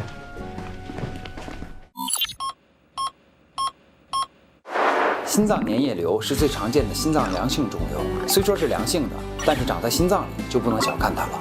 心脏粘液瘤随着心脏的收缩和舒张而活动，它的瘤体很脆，活动时容易掉下碎片，碎片随血液循环游走全身，停在哪里就造成了哪里的器官栓塞，后果十分严重。我们要大胆的创新，做出一个不是血泵的，让他们看看吧。我一直强调，做什么都不能丢了气势。哎，你做慢点儿。感觉怎么样？我们不和他合作，只要你主导研发，工程师人选你来挑。谢谢你，我不考虑，我没兴趣。哎呦，我就奇怪了，医院全力的支持，给你最大的研发自由，去做一个跨时代的医疗器械。哎，我也奇怪了，你一个胸外的，主攻肺移植的，怎么对人工心脏那么感兴趣啊？那个，为广大患者谋取福利。那什么，院长过2年就退休了，他希望我做接班人，更进一步为患者服务，特别是研发全磁悬浮人工心脏，对医院来说是很重要的目标，只能成功不能失败。我知道你是为你自己着想的，同时也是为了广大的患者谋取福利，这不矛盾啊。我和患者的利益本来就是一回事。国外人工心脏早就成熟了，为什么不进口？就是因为价格太高，价格高形不成市场。可是现在全国每年的心衰患者已经突破了1000万大关，只要研发出用于临床的国产人工心脏，才能把价格降下来，才能满足广大患者的需求。你搞研发根本不是我擅长的领域，你让我去，那不是浪费我时间吗？还有你说那句话，1000万患者的时间，你找别人吧啊，我不考虑。哎，你干什么呀？你松开！你是最合适的人选。你让人家看你，快点松开啊！你去做吧。你抓着我干什么呀？松开！哎，院长，刚才我在行政楼看见唐佳瑜和刘副院长公然的拉拉扯扯的。唐主任的手术技术咱都见识过了吧？人家的私事，咱不多嘴了啊。哎，但这两个不能混为一谈，技术是技术，人品是人品。一想到他是因为和刘副院长关系不清不楚才上位的，你就一点不生气啊？我气呀！一开始你们都生气，我也觉得可气，但是后来我冷静地想了想，你说气什么呢？气坏了身体是自己的，龙龙。我觉得吧啊，只要能够按时下班，按时发工资，龙龙，其他的事情咱别多管。是说的都对。所以为了我的身体，我以后也应该少跟你说话，因为跟你越说我越气。换药去。你气什么呢？护士长，他来了，让大家准备吧。哎。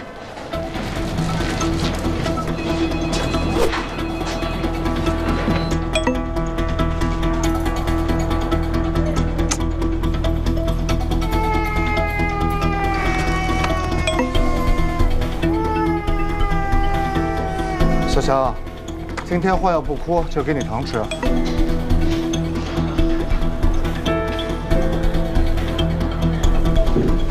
哎，主任，您可算回来了。怎么了？刘副院长说给你打电话打不通。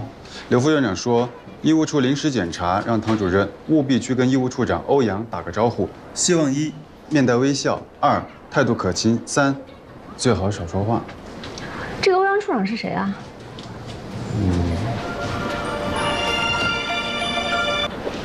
喂，今天医务处临检，你要是有时间的话呢，最好能提前去跟医务处处长欧阳认识一下。是刘凤副院长让你打给我的吧？不是啊，是我自己想告诉你的。哎，对了，你去的时候啊，态度好一点，也不用太好，就跟你平时那个态度正好相反就行了。哎，不，我可不是说笑啊。哎，我这有一电话，先挂了。怎么感觉你们都挺怕这个欧阳处长的？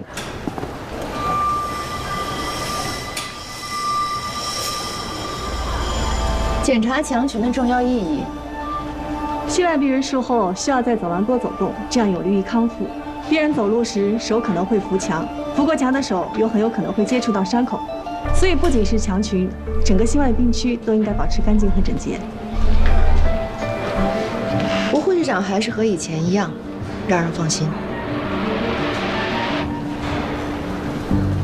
唐主任，你好，唐佳瑜。唐主任，在心外手的卫生很重要。我刚才摸了很多东西，就不跟你握手了。我只是来打个招呼。再见。你等一下。处长，这几个病例有问题。住院号036，危重病例讨论记录上级未签字。住院号079，入院大病例上级未签字。住院号021，手术同意书上级签字未精准到分钟。吴护士长，这几位病人的上级医生是谁？让他们来一下。都是重病组的病人。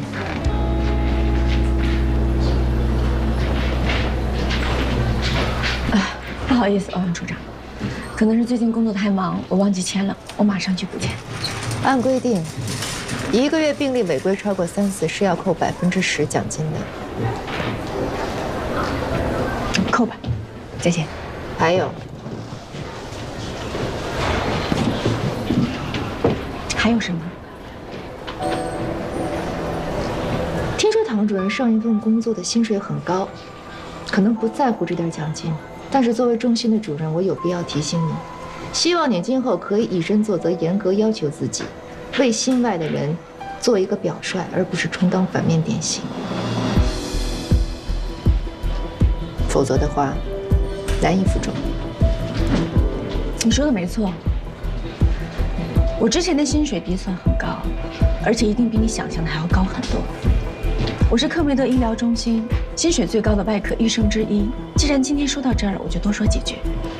医院用那么高的薪水请我来，用我这双手是来手术的，不是签字的。可能欧阳处长文职做了太久了，已经忘了一个医生的本质。你什么意思？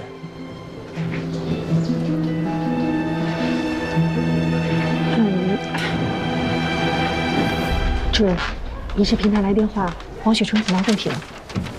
是吗？供体在我们安和，那是不是给器官移植的其他院打电话就行？是。唐主任，欧阳处长，我来只是跟你打个招呼。你想扣钱还是处罚都随你的便，我还有正事要做。你慢慢查卫生，希望今后我们也不要遇见的比较好。再见。不是，主任。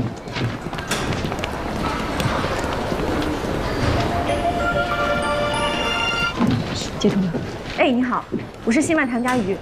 啊，对，器官移植。你办公室在几层？我去找你。你转身。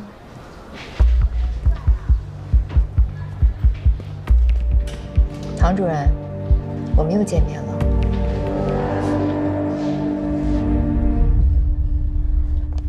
唐医生，好久不见。唐医生，哎，又见面。你是不是2年前瘦了？当然了，我一动就喘不上气，连女儿都抱不动。我给你看相关的照片。长这么大了，2年前还是个小 baby。哎，孩子长大了，可我还是老样子。别着急，做完心脏移植，你就可以抱动了。这次真的能做移植手术吗？唐医生，在国外是你救了我。后来我们因为保险失效的事情回国，当时我最大的遗憾就是移植手术不能由你来做了。没想到兜兜转转，你回来了，还给我带了一个心脏。不是我带的，是碰巧有跟你配型成功的供体。但是能不能做成手术呢？现在还不能确定。不过现在的情况非常好，供体就在安和医院，少了运输，减少变数。唐家，给你做检查。江百烈，你陪王雪纯做术前检查的时候要寸步不离。虽然他现在情况还不错，但是心衰依然很严重。他是我的老病人，我不希望有任何问题。明白，唐主任。秦大忠有话说。我能不能申请接病人去做检查？我记得你曾经跟我说过，你有副主任之称，做2周都屈才了，怎么现在愿意做陪检这种杂事儿？为患者服务，不分贵贱。主要是我对这个病例比较感兴趣。那好吧，周达，哎，负责科里其他的病人。好。龙向东、江百烈，你们2个负责从捐献者那取供体，开胸之后确保心脏 OK， 给科里打电话。好的，唐主任。那还有其他吩咐吗？没有了。走。哎，你跟我们唐主任在国外就认识啊？对，我遗传的扩张性心肌病，第一次发病的时候是他救了我。那他在国外怎么样啊？都什么情况？你这什么？工作。像可梅德那么有名的心脏中心，那儿的人都怎么看他呀？评价很高啊。2位好，我是安和医院医务处处长欧阳真宇。请问2位是袁蕊的父母吧？啊，我是袁蕊的爸爸。小蕊怎么样了？电话里头说，她遇到车祸了。因为2位在外省，所以电话里面不方便细说。很抱歉，经过医院多个科室会诊，你们的女儿袁蕊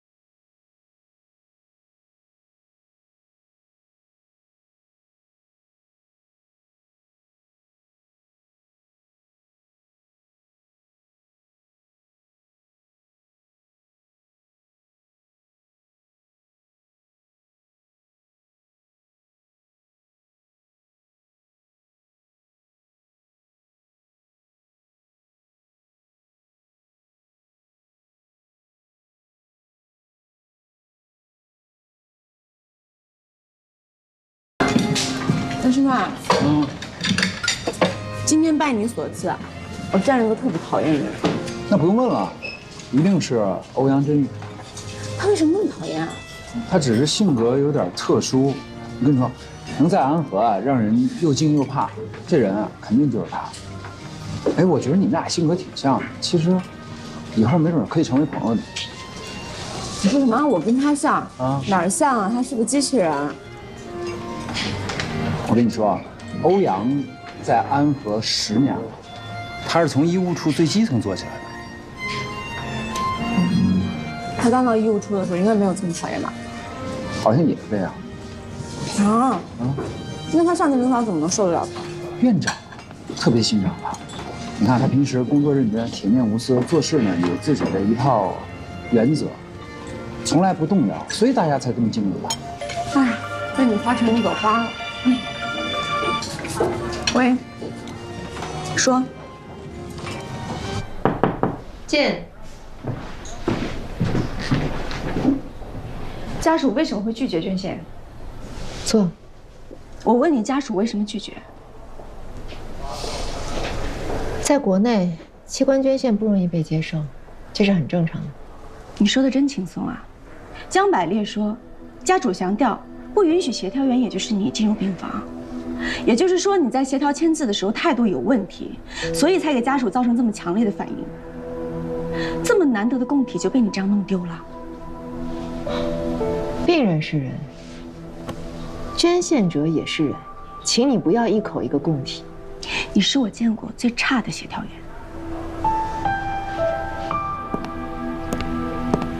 你什么态度啊？想一走了之吗？我搞砸的事情，我来补救。我得盯着你一塌糊涂。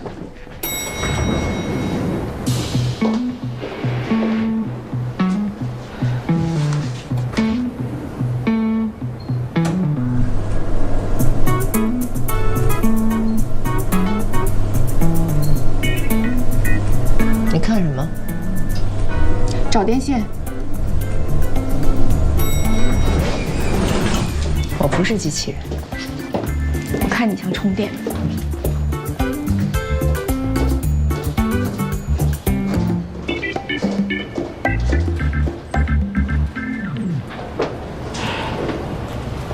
你跟我进去可以，但是要答应我一个条件。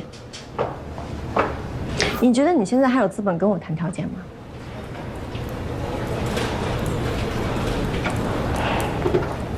说吧。不要插话，你不招人喜欢，我不想因为你引起家属的反感。我不招人喜欢，我可以同意，但是你必须要说服他们同意捐献。这个我不能保证。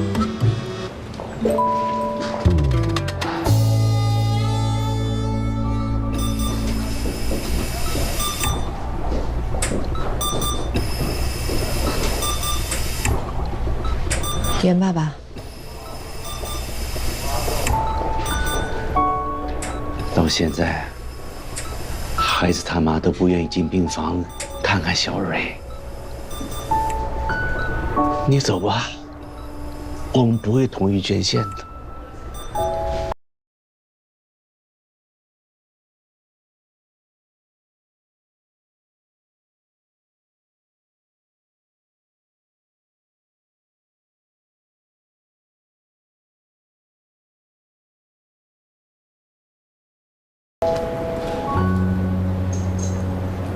您为什么说袁蕊一天都没有尽过孝？和你没关系。她没考上大学，是18岁那年离开家的，跟一个小混混跑了，不学好的东西。5年，一次都没有回去过，还偷偷跟他爸借了一大笔钱。这些也就算了。我去年你做了宫颈癌的手术，你的丈夫给袁蕊打电话，希望他能回去看看你，结果你们没有等到他，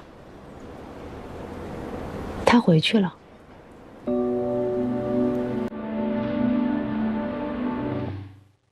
这是跟他一起合租的那个女孩给我看到的她朋友圈的截图。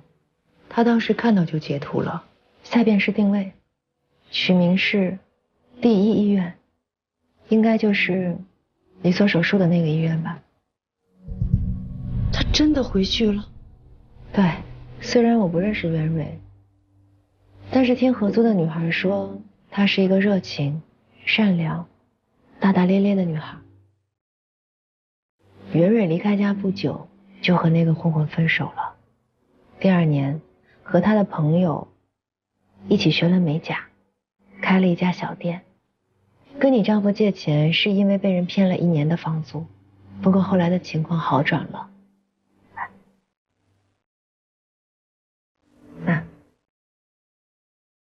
就是他们的小店。我在点评网上搜到了这家店，很多客人都说小蕊是他们最喜欢的美甲师，还给了他很多5星的评价。还有这张照片，虽然我不认识袁蕊，但是我觉得她一定不是一个自私的女孩。跟她合租的女孩还说，她每个月都会存钱，说存够了就会还给她老爸，等还清了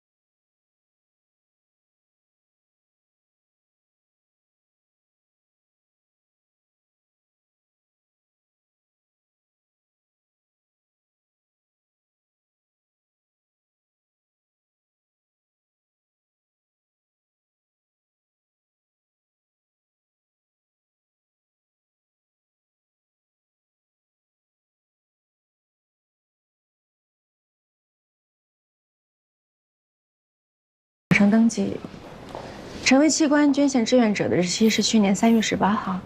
你不可能不知道，为什么刚才不说？器官捐献必须家属心甘情愿，不能有一点道德的绑架和感情上的勉强。对于医生来说，捐献者是供体；对于接受移植的人来说，捐献者给了他们第2次生命。但是对于捐献者的家属来说，他们可能是丈夫、妻子、父亲、母亲，甚至是子女，是血和肉。我收回刚才说的话，你不是最糟糕的，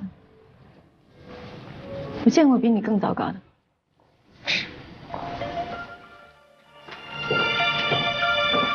喂，主任，袁蕊出现右心衰竭症状，不符合移植要求，被平台从供体名单里剔除了。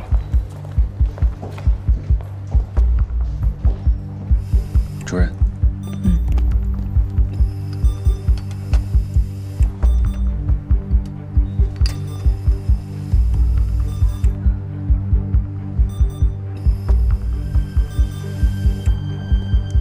病人这么年轻，之前又没有心脏病，应该是骨折，造成了栓子堵在肺里，我想应该是急性肺栓塞。给。龙向东，你怎么不打了？你说呢？肺栓塞，心脏只会进一步恶化，再用药没用的。龙向东，我不知道你这种态度是从哪儿来的，但现在你给我听清楚了，马上通知手术室开胸取栓，只要栓子取得快，右心衰竭也可以逆转。开胸取栓。主任报告。主任，是肺栓塞。知道了。愣着干嘛呀？快去呀！那没事，我来吧。是这样的，袁蕊出现右心衰竭，怀疑是肺栓塞造成的。为了能够保住心脏，我们必须尽快手术，时间很紧迫，所以我们需要你们同意才能。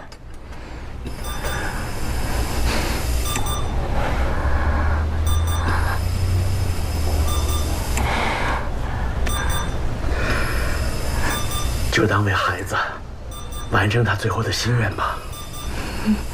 谢谢，谢谢。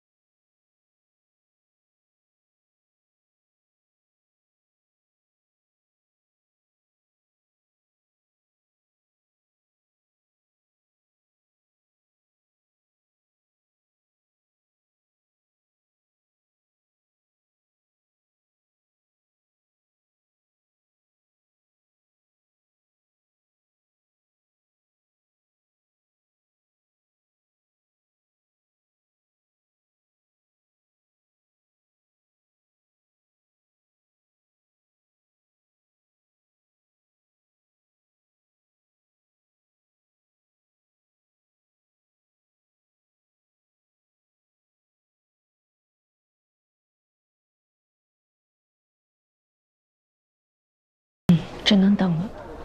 今天谢谢你。不用谢我，其实你也清楚，我之所以愿意接这台手术，是因为根本没有任何医生愿意接。我也是因为我们的私人关系。如果有人工心脏，像王雪深这样的心衰晚期患者，就不会把所有赌注压在一个边缘供体上。所以你现在觉得研发全磁悬浮人工心脏还是在浪费你的时间吗？抢回一个边缘供体，只能救活一个病人。如果有人工心脏，能拯救多少患者？这样的算术题，像你这么聪明的人，不难算吧？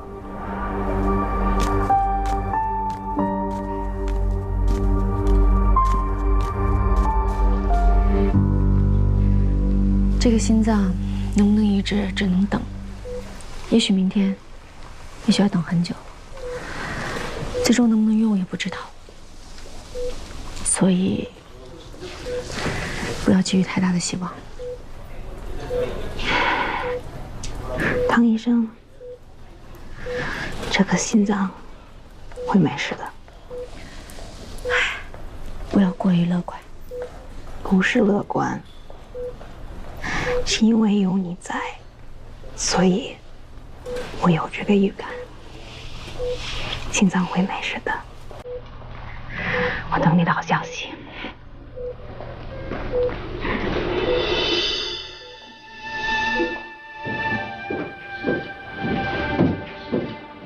谭医生，出来，怎么了？谭医生，雪纯她一直留着从克梅德出院的时候和你拍的合影。我女儿小萌问你是谁，她就会跟小萌说，就是因为这个阿姨，她才能继续陪小萌玩，不是要给您压力或别的，就是我女儿还在家里当妈妈呢。我们等这颗心脏等好久了。我明白。情况有变化吗？还没有。今天晚上我留下吧，我在这守着。不用了，我留下了。那也好，有什么事儿随时给我打电话。辛苦。主任，其实今天你能做开箱取栓这个决定，我挺意外的。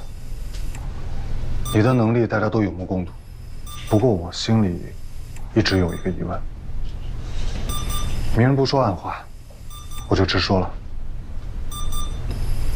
我之前看见你和刘副院长拉拉扯扯的，其实不用我说你也清楚，你们俩这不清不楚的关系，全院的人都看得见。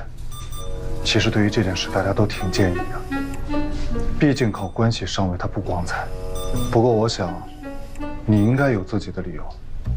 如果你愿意去说，我还有众命组的所有人，我们愿意去听，我们愿意重新认识你。好，那我就解释一下。你说。4个字。关你啥事儿？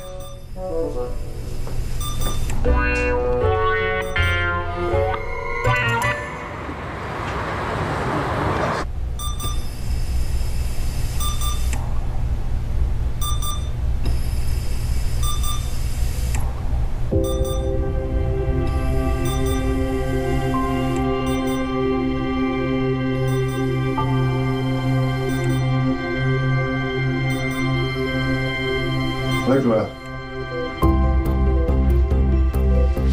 范生，怎么样？有结果了吗 ？OK。这次供体情况有点特殊，我亲自去取，顺便看一下心脏的情况，确保供体没问题，再推王雪纯去手术室。你现在跟龙湘东会合，我在手术室等你。哎，好，主任。哦，对了，百炼。欧阳处长应该在特护病房，你去跟他说一声，重新把供体录入到移植平台，这样分配才符合要求。好的，主任。去吧。袁瑞马上就要进手术室了，两位和他告别一下吧。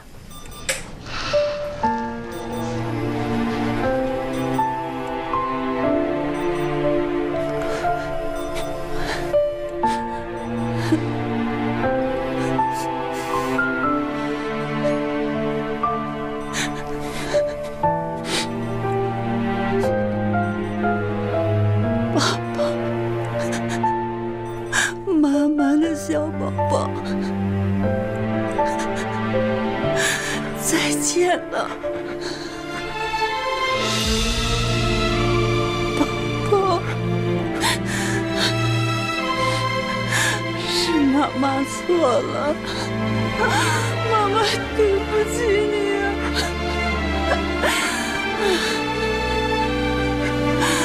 宝宝。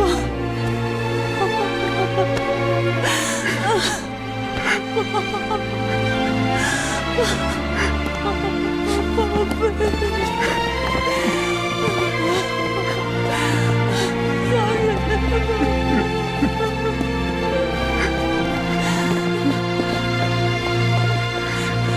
欧阳医生，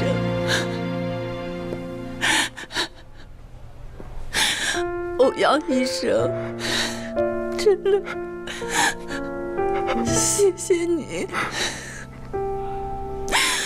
谢谢你，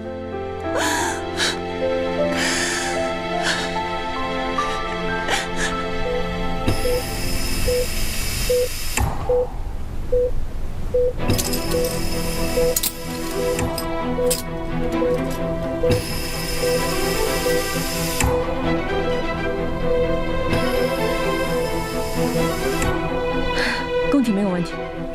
马上给秦大中打电话，让他现在推王雪纯到手术等待室，等我这边取出供体，让他们再麻醉。好的，主任。处长，出大事了！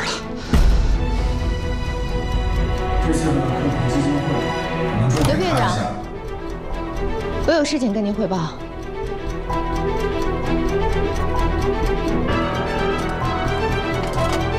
可以了，准备接供体。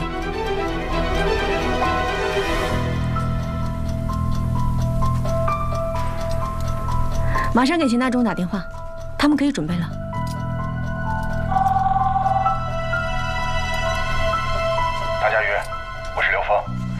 在休息室等你，马上过来。这颗供体心脏今天重新出现在系统里，重新分配给了一个配型相同的病人。这个病人昨天晚上才登记的。知道这件事后，欧阳和我马上和平台进行了沟通，把2个等待移植的病人的所有数据都仔细地分析了一下，得出结论：这个重新分配的病人病情危急程度更高。如果没有供体，生存期不超过3天。王雪纯的生存期至少在1年以上，所以……你们的意思是你们想拿走这颗心脏？不。新病人的主刀医生知道了这颗供体昨天出现过问题，他希望由你来主刀完成这台移植手术，毕竟你是对供体最熟悉的人。他们可以派车把病人送过来，10分钟以内就到。他们也是怕供体瑕疵影响移植存活率。我没有办法接受，这个心脏是我病人的，我现在要给他做手术。唐佳瑜，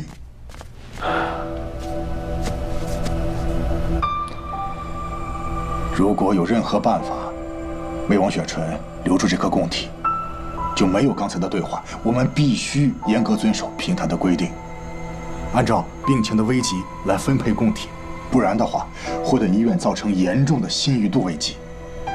到时候受害的不只是王雪纯一个人，而是安和做移植的所有病人。这个轻重，你掂量得清吧？刘峰，规矩是死的，人是活的。现在王雪纯就在手术等待室，你们让我怎么跟她说？我说昨天因为我没有放弃我的努力，想让她得到这颗心脏，现在反而让她失去移植的机会，是这样说吗？你们教教我。我不管，我管不了其他那些事儿，我只是个做手术的医生，我只能看见眼前的病人，别的跟我没有关系。现在王雪纯是我的病人，她没有做错任何的事情，她是无辜的，我只要对她负责。她信任我，我能辜负她吗？我知道这对王雪纯不公平，但是你想，如果每一位医生都按照自己的喜好，而不是平台冰冷冷的数据来挑选哪一位病人应该得到心脏、肝脏、肾脏，甚至是角膜，唐佳宇，你能想象这样的医院会是一个什么样的医院吗？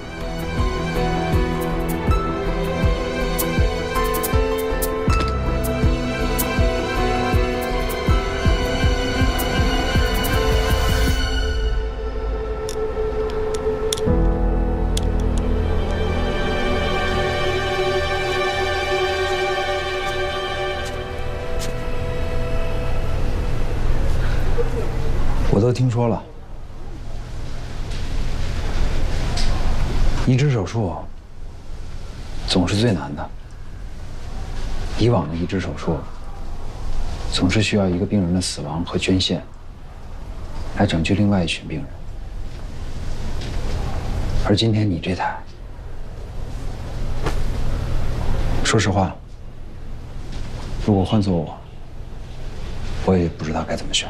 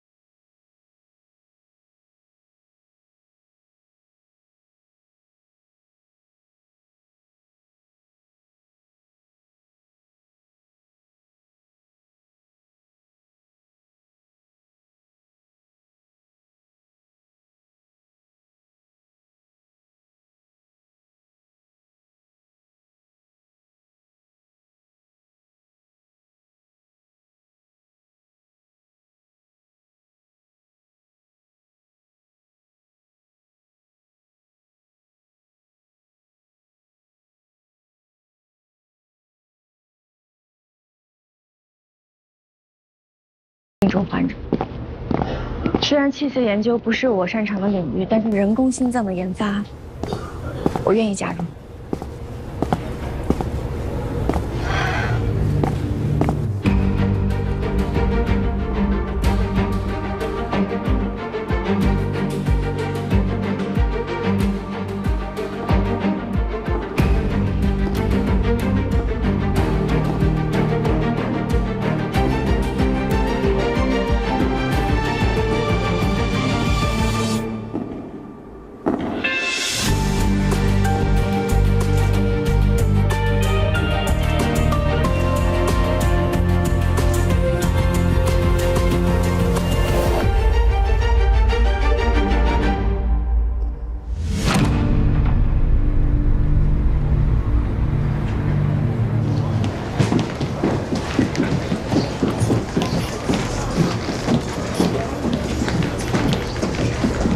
请问唐佳瑜医生在吗？哎，那个就是唐主任，您找他有事吗？您是病人家属吗？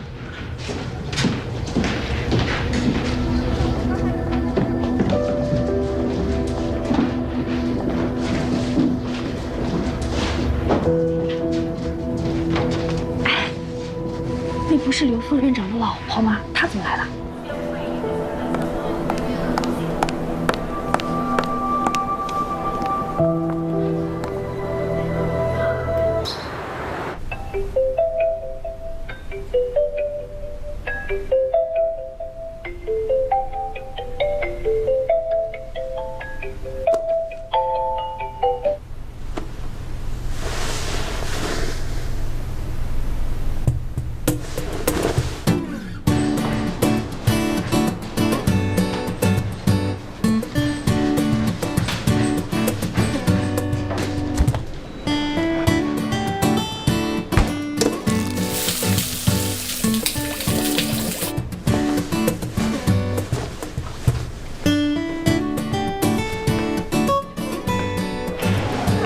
哎，唐医生，我这有纸。好，谢谢。没事。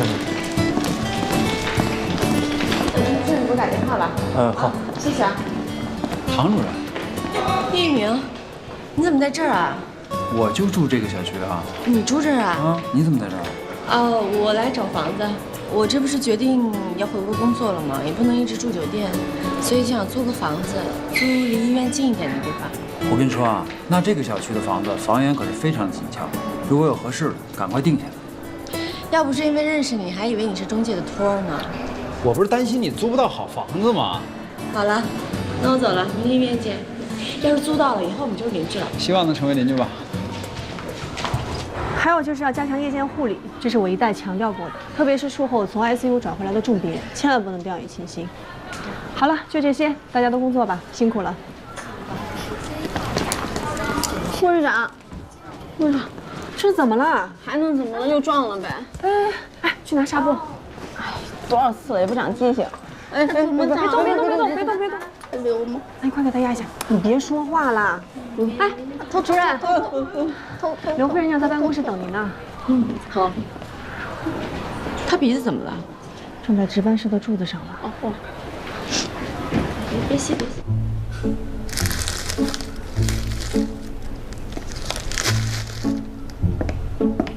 哎，找我什么事儿？人工心脏进展怎么样了？那个工程师人选有眉目了吗？还在找呢，就为这事啊？你这衣服上沾的什么呀？赶紧擦擦。做领导啊，要注意形象。不要在意这些小细节。找我什么事儿啊？就被领子？你看一下这个超声心动图。男孩10岁，有先天性二尖瓣狭窄。3年前换了人工瓣，现在孩子长大了，心脏也长大了。这人工瓣跟心脏都不匹配了，必须马上进行2次换瓣，而且成年之后还要再换1次。哎，变质了你就不怕拉肚子？昨天买的，你浪不浪费啊？这个患者呢，条件有限。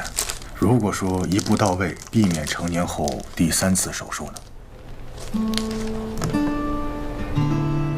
你的意思是说，给个10岁的孩子换个成人班？嗯。那这个得好好想想。我就知道你一定感兴趣。这个患者呢比较特殊，所以说我提前跟你打声招呼。朋友的孩子还是你家亲戚？不是，是个孤儿，而且患有自闭症，福利院那边送过来的。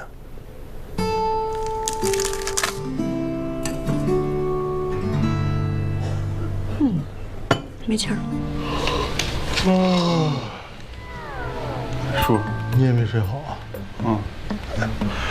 曹主任这呼噜打的山响，还有就是陈海文那臭袜子，我的天哪，熏得我！在这个值班室，我就没睡过一次好觉，1次都没有。主任，早，主任。早安。刚收了个病人，信息发群里了，都看见了吗？看了，看了。一个10岁的孩子，2次换班，我想讨论一个一次解决的办法，想跟你们商量一下手术方案。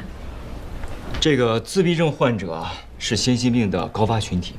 自闭症本来就有社交障碍，无法融入群体，语言能力发育迟缓，大多伴有智力低下，再加上这个先心病，简直就是雪上加霜。而且，患者还是个孤儿，你说说，哎。你说的这些跟手术方案有关系吗？好像没有太大的关系，我就随口一说。谁说点有用的？主任，我觉得主要还是尺寸的问题吧。塞不进去大号的瓣膜，那就选一个相对够的小号。2次手术，心脏跟瓣环是固定的，这一牵拉撕裂了瓣环，可就麻烦了。如果用牛心包垫一下呢？就算垫了，人工瓣放进去也不一定待得住，不好缝，而且没着力点。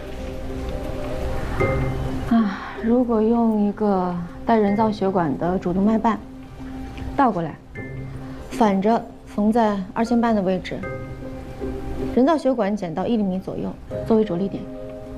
1厘米？我觉得可行，足够加固缝合，这样的确好缝多了。那就这么定了。对了，还有个事儿要跟你们说，我准备把办公室搬到你们隔壁，跟你们说一下。走吧，准备查房。好，马上来。等会儿，都说什么搬到隔壁？搬到哪隔壁？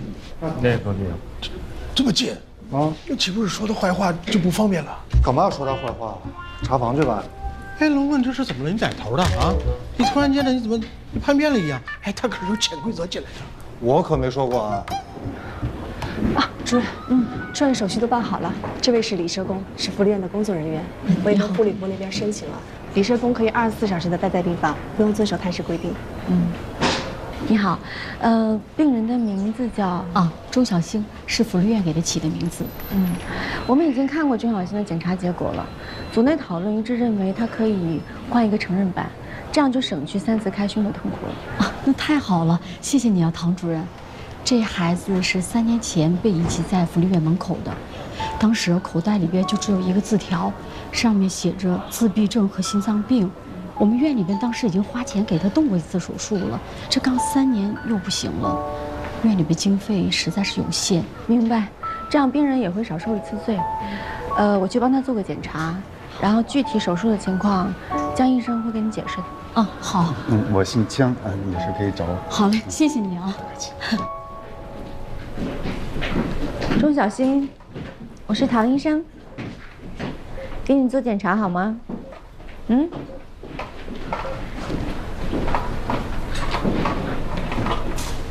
唐主任，你直接查吧。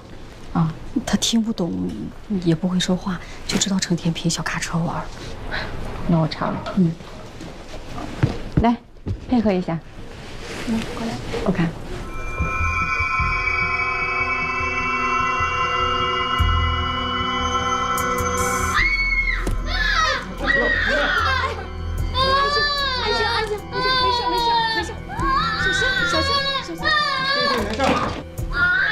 做一个检查，别害怕。怎么了？这是怎么回事？他平时也这样吗？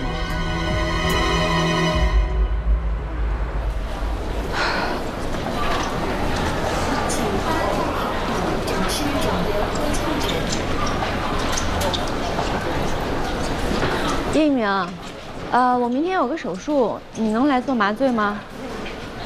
情况有点棘手，2次换班，病人才10岁，而且还有自闭症。那太好了，那一会儿病房说吧。唐佳宇，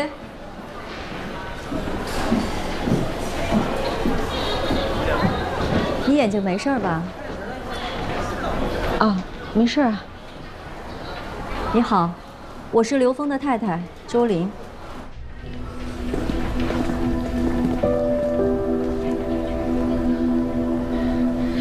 请问你找谁呀？你是李成家属吗？我不找谁，我是那间病房的家属。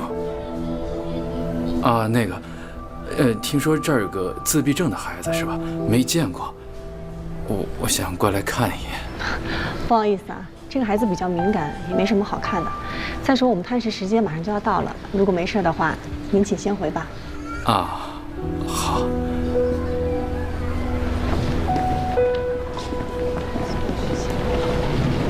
哎，罗勇士啊，7号病床是你管的吧？啊，那家属是一个中年男人吗？7号病床是一个孤寡老人，没什么家属啊。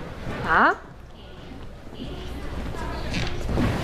我知道你是刘峰的前女友，你是不是还想？刘太太，我想你可能是误会了。从前我跟刘副院长是同校的校友，现在我们是一个单位的同事。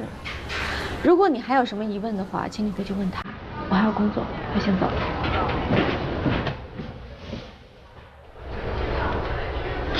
江百烈，叶主任，您来做术前访视的吧？啊，唐主任说明天要手术。哎，他在哪儿呢？他早上被病人打了。被打了？被谁打了？就是那个钟小新，但只是一个意外啊，他是有自闭症。你这要是进去，我怕他见着你又闹，他嗓门可大了，早上就被人投诉了。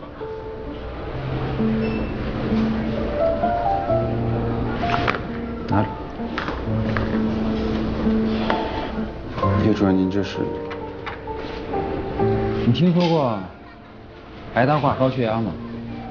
我听说过，有的人看见白大褂血压就高，但他不是真的高血压，是紧张。那也得试试啊。术前访视不做，那明天怎么给他打麻醉？进去啊。叶主任，你小心点啊。哎，别摘，别摘，小心。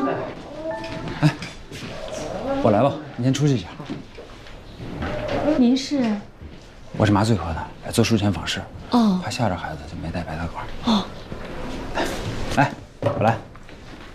这个啊，其实一点也不可怕，戴起来以后特别的舒服。你看啊。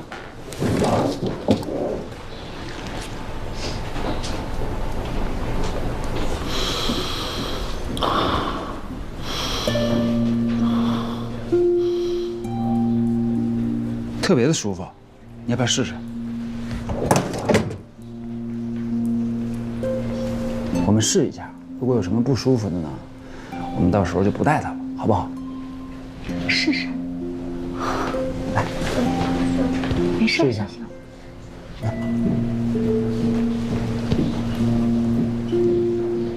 深呼吸。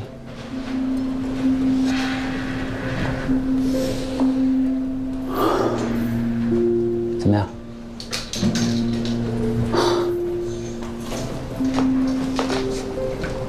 叶主任，您要是早上来了的话，唐主任可能就不会被打了。哎，你来了，主任，术前访视做了吗？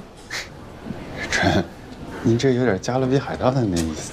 赶紧干你正事去啊！叶主任再见啊！你眼睛怎么样了？没事，就划伤了。哎，明天钟小新可以手术吗？应该可以，不过他比同龄的孩子要瘦小，麻醉药要酌情减量。我听江百烈说了早上的事儿，要不然先别着急做手术了，让儿科专家会诊看看。自闭症短期内是没有办法改善的，你就是会诊也是浪费时间，而且福利院的资金是有限的，尽快手术比较好。好吧，你眼睛真没事吧？没事儿，我走了，还有个手术。哎，那房子租到了吗？租下来了，中介说明天给房东打电话签合约。行，那你忙吧啊。啊。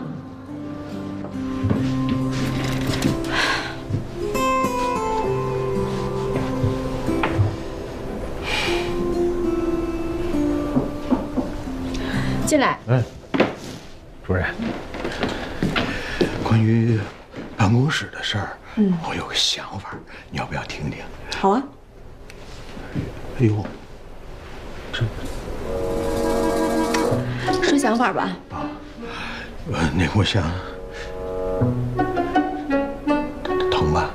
说想法吧。这个月的排班表这几处不太合理，再拿去调整一下吧。护士长，主任，眼睛好点了吗？没事了。手术室来接钟小新了吗？啊，已经接走了，打了睡觉针，这样进手术室的话，应该就不会再闹了。主任，查案房了。你们先去手术室吧。开完胸之后给我打电话。我要去趟 ICU， 看看昨天下手术的病人。好。去吧。走啊。走了，护士长。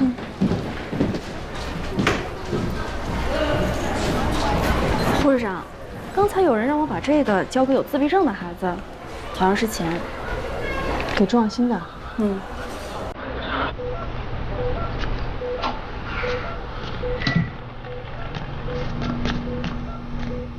病人怎么样？哎，主任，我已经打过睡觉针了，挺好的，今天早上都没怎么闹。那开始备药吧。好。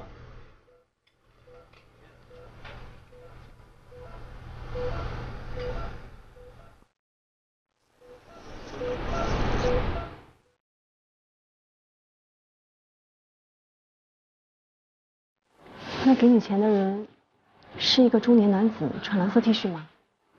听他口音像是南方人。那他现在在哪？刚刚在病区门口的。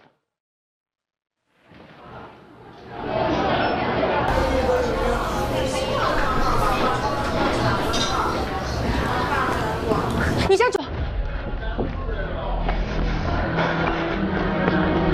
站住！站住！你别跑！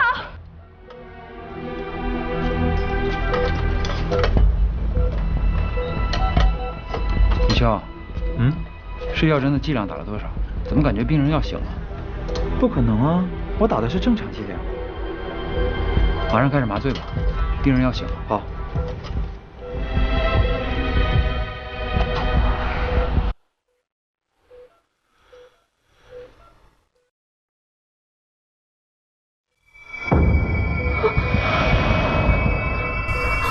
主任，小星，你别怕。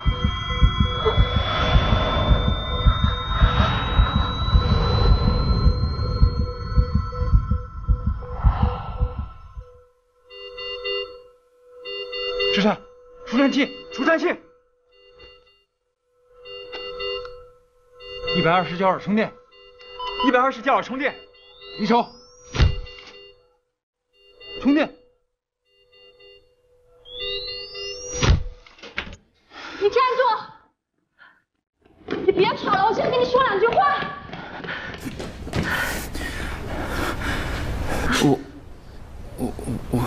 我就是想来捐点钱，谁也不是。别骗我了，7号病床根本就没有家属。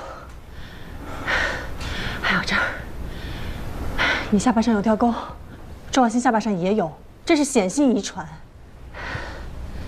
你是钟小新的爸爸吧？有心跳了，马上给重病组的人打电话，让他们马上过来。你怎么知道他要做手术的？福利院在网上登啊，我看到他的照片了，让大家捐钱。你既然来了，就说明你还有良知。钟小新现在已经在手术室，马上就要做开胸手术，这可不是一般的小手术。难道你就不想见他吗？我不敢见他。那你认到他，就是因为他有病。你知不知道你这是犯了遗弃罪？他有病，那也不是我的错。他妈妈发现他有病，就跟我离婚。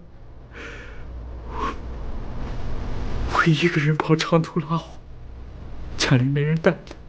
你说这么一丁点大的孩子跟我睡在卡车，自闭症也就算了，还有心脏病，我哪有钱给他治病？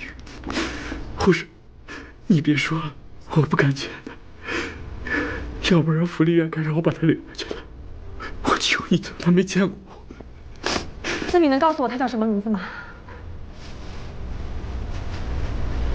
你和他一起生活了7年，他总该有自己的名字吧？如果你能告诉我他叫什么，我可以当做没看见你。张离，双木离。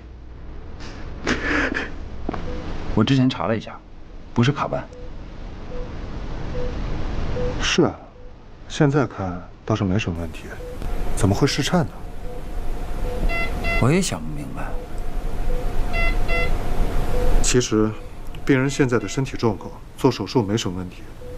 你叫停手术的话，我们倒是没什么，但是主任那儿是谁叫停的手术啊？是我叫停的手术。你跟我出来一下。为什么要停手术？病人心脏室颤，找不到具体原因，我认为不再适合继续做手术。就是因为找不到原因，所以才应该尽快手术。心脏有 B 超拍不到的地方，你正好可以通过开胸知道问题出在哪儿。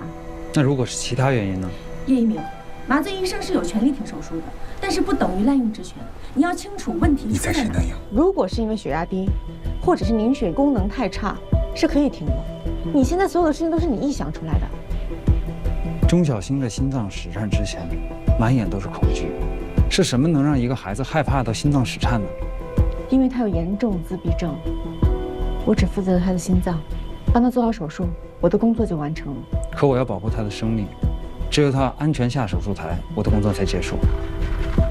外科治病，麻醉保命。唐主任，以我当医生的直觉，我觉得这个病人有问题，请你相信我。就算你真的要叫停手术，那其他人呢？他们会同意吗？我去问他。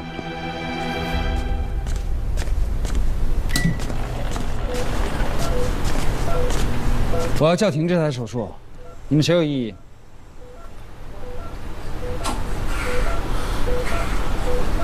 汤主任。好，手术就推到下午3点。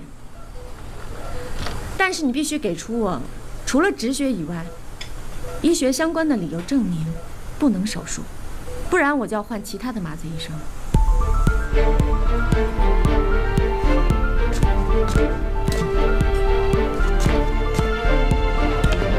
哎，护士长，帮我拿一下电话记录吧。好，来给。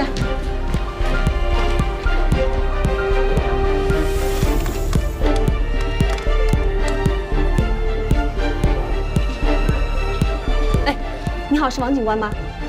哎，我是安和心脏中心的吴敏敏。啊，是这样的，我怀疑我们这里有一起遗弃案。还真沉。哎呦，老秦，老秦啊！来，哎呀，小心点。没事。哎呀，哎，你们怎么回来了？啊，心脏骤停，除颤除回来了。哎呦，这孩子真够厉害的。叔，你这是弄什么呢？乱七八糟的。嗨，我跟唐佳瑜啊申请了一间高年资的休息室，就是那曹主任、张主任那群人禁止入内那种，是不是？他就让我把这些箱子什么的都先把它清，我就清呗。叔，我还能不能去蹭住？当然可以了，小百炼，跟叔还客气了。谢谢叔。走，往右打，往右打，打满，打死，好，回轮。老秦，你练大把手行吗？主任，你们刚才手术室的时候怎么回事啊？是心外的还是麻醉的？主任，我觉得你没必要那么生气。我倒是觉得叶一鸣刚才说的那些话挺有道理的。昨天叶主任没穿白大褂，就那个小新，真的没喊。可是你别看我又没去手术室，我一直搬箱子来的。这怎么回事啊？如果说是叶一鸣主动停的，那我觉得这事儿没什么问题。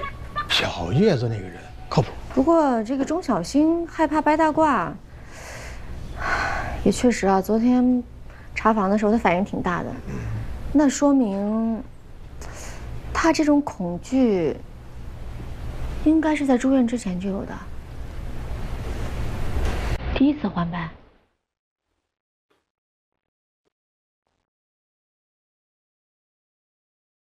就5分钟，应该没事吧？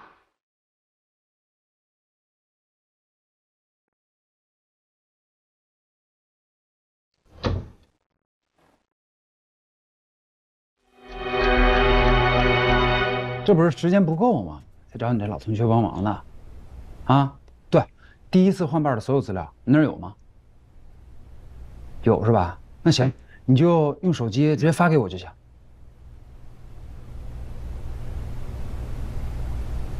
术中因病人左手弹动，疑似肌肉痉挛，增加肌松药用量。左手弹动，增加肌松药用量。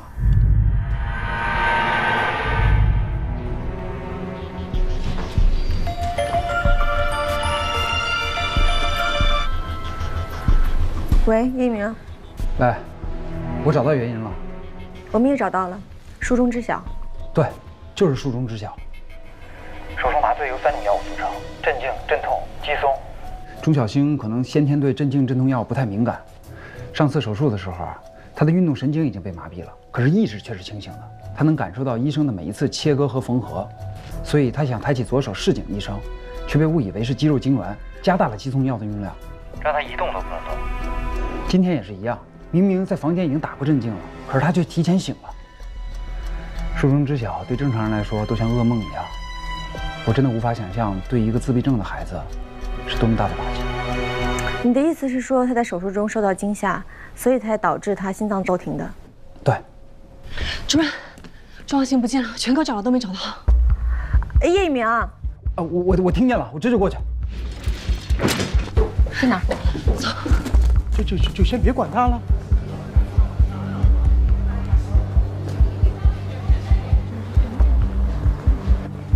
周大区保卫部调看监控录像了，说钟小星是从6号小门出的病区，进了旁边的楼梯间。好的，我知道了，有情况马上通知我。6号门的楼梯间。啊，这边。我真的非常后怕，我差点给他用了低于正常剂量的麻醉。你已经很不错了，不是所有的麻醉医生都能像你这样这么负责。手术中间可以叫停，这件事情是我的疏忽。这是我的工作啊，我应该做的。可是这件事情真的让我很恼火。是吗？他们对我的态度？对，就是因为他们对你的态度。秦大中那么令人讨厌的秦大中，还有龙向东和江百烈，对你也太好了吧？所以我很恼火。这就没办法了，谁让我在安和待的时间长了？多长？10年？35年。你该不会在这生的吧？你答对了。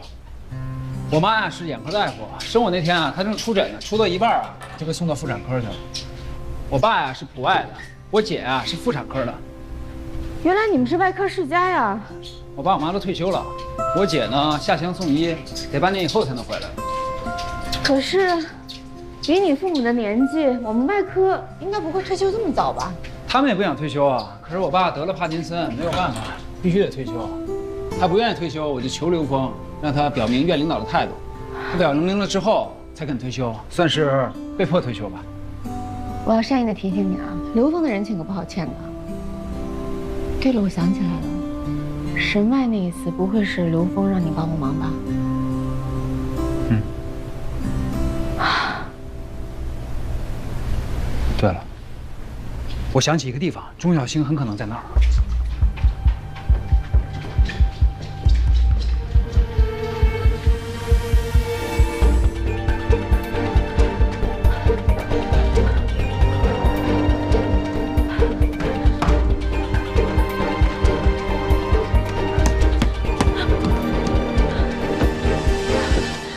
钟小星。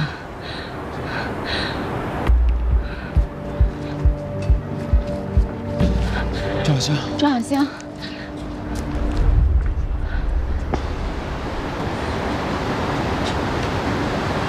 我知道你为什么害怕了。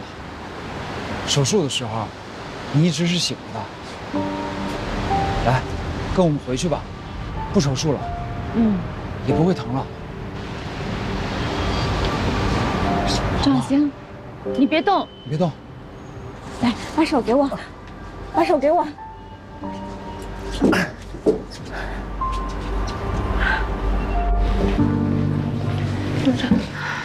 你现在怎么样？好点没？一直躲在休息室里哭呢，说全怪他。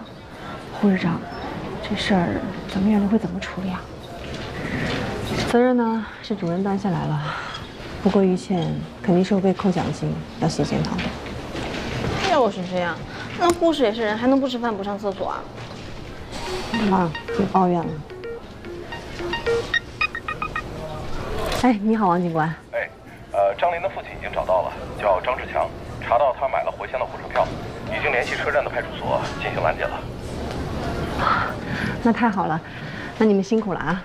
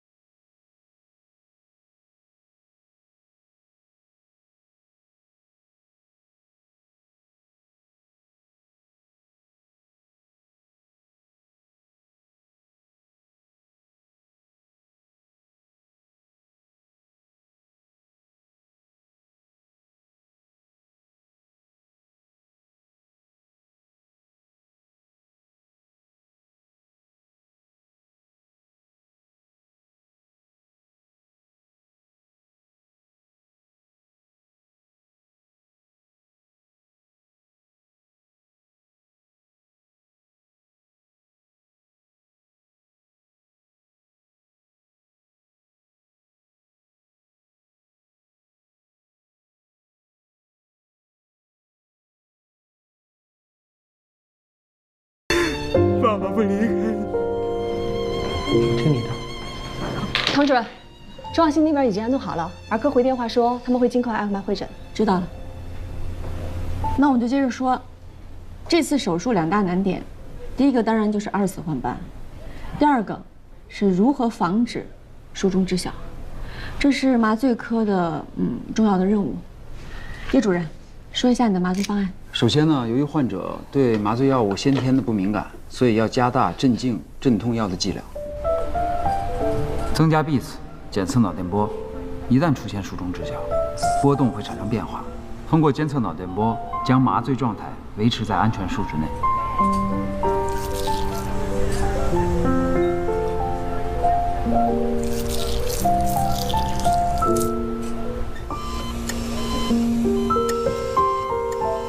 谢谢。不客气。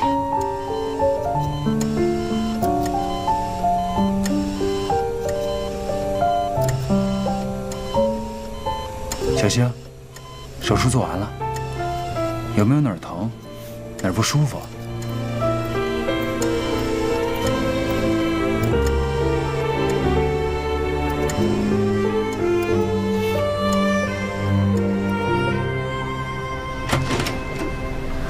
唐主任，刘太太，我刚下完手术，很累。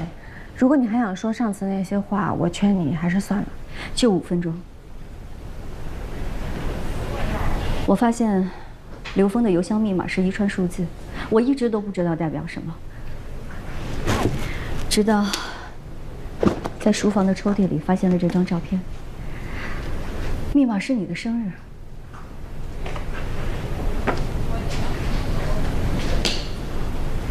什么时候的照片啊？我不知道你们10年前到底发生了什么，但是唐佳瑜，你现在是一个成功的外科医生，你什么都有了，而我只是一个家庭主妇。我不知道你回来的目的是为了什么。如果是重温旧情，我想请你记住，这个男人现在有妻子，还有2个孩子。我希望你不要破坏一个这样的家庭。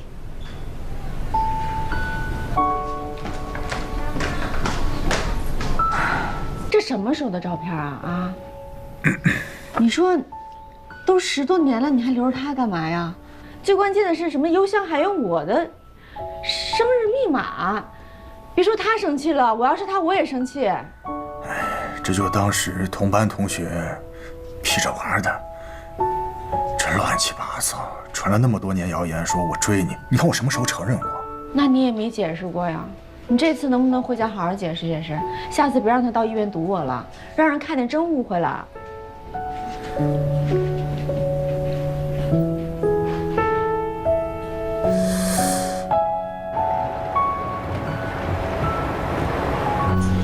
护士长，主任有事吗？给我来一下。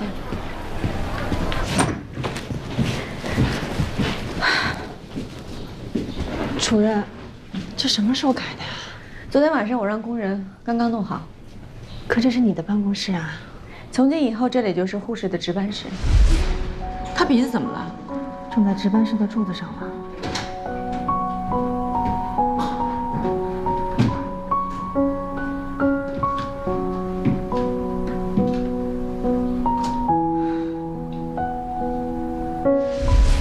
我之前待的医院有这样一个说法：医院营业靠护士，可是往往不知道这一点的只有医生。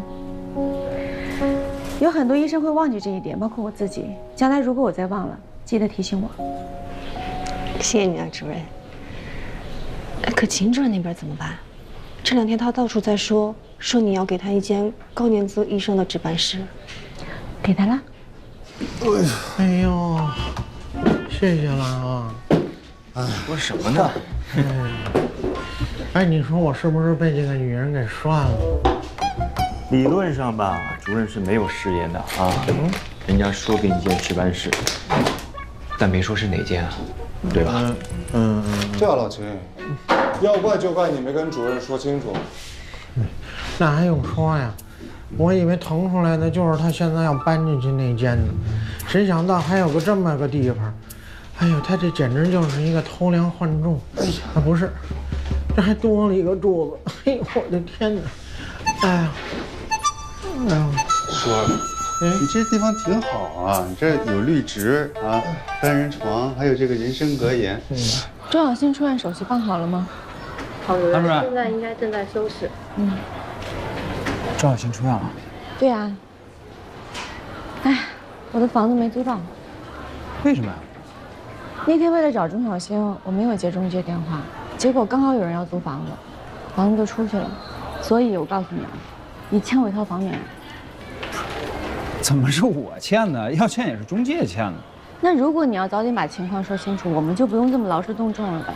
我也不会错过签合约的时间，由此推算，就是你欠我一个房源。行，我欠你的。不过，谢谢你，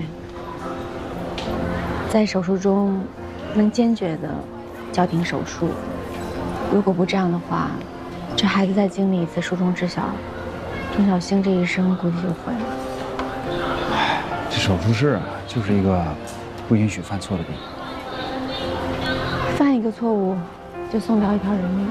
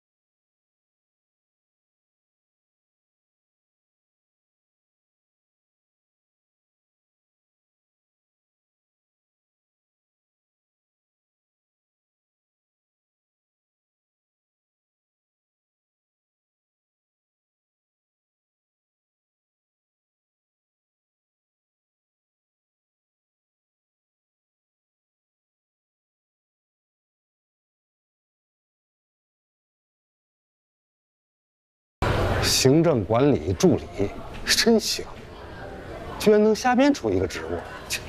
这刘峰也真是绝了，这给什么单位奖啊？他被那女整晕了吧？这破职务就是啊，管杂七杂八的破事儿，连监控室我都得管。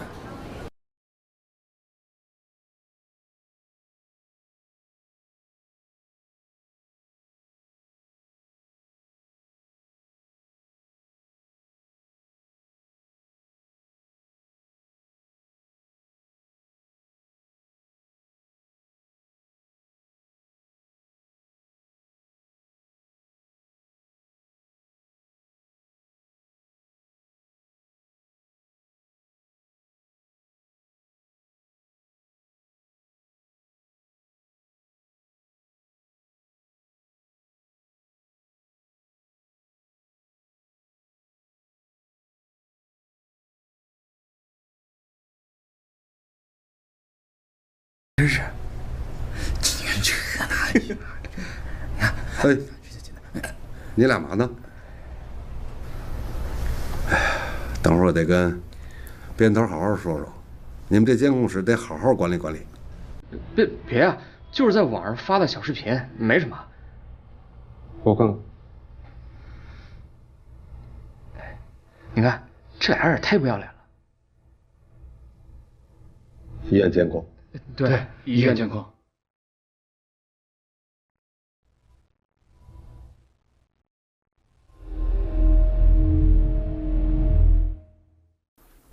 这是我大姨，前年心梗；这是我大舅，去年心梗；这是我妈，今年心梗。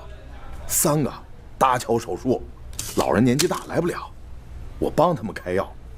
您照这个单子啊，开3份。开不了。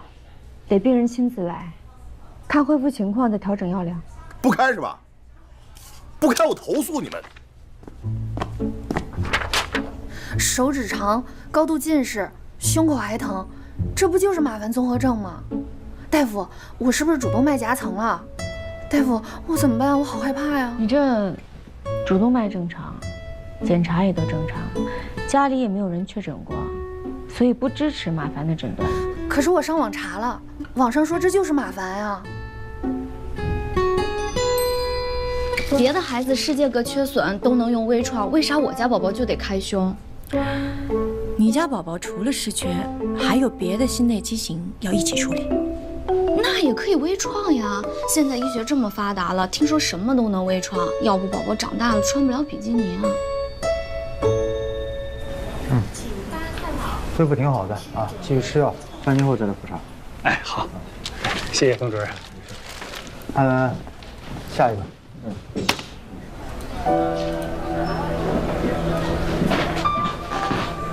辛苦了。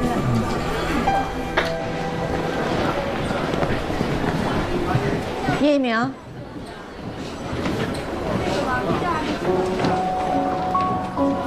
第一次出门诊，感觉怎么样？哎，就那么回事儿吧，没有收到一个开刀的病人，要么是来复查的，要么是来开药的，还有几个在网上查出来自己已经确诊是绝症的。这医生啊，最怕病人自己在网上查自己的病症了。互联网时代，每个人都觉得自己是个医生。哎，你怎么在这儿？怎么没在手术室啊？啊，有一个会诊，正好路过。唐佳瑜，跟你说件事儿。哦。啊，那你们说，我就先走了。没事，就2句。这个心脏外科峰会给医院发通知，邀请你做主动脉分论坛的主讲人。你准备一下发言稿。这个会议流程呢，不让助理发你邮箱。真的？这学术界终于可以抬出一个手指缝让我进去了。什么手指缝？这么重要的论坛，你要抓紧机会。你代表的是安和医院。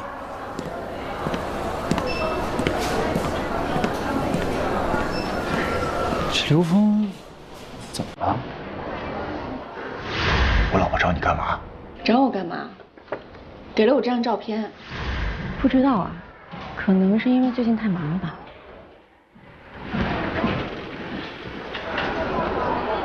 你知道心脏外科峰会论坛的主讲人意味着什么吗？当然知道了，这是国内最高规格的外科论坛之一，给了你一张 VIP 入场券，就是说明国内的同行都开始接纳你。你可以跟他们分享你的最新经验，也可以在里面学习他们的最新经验。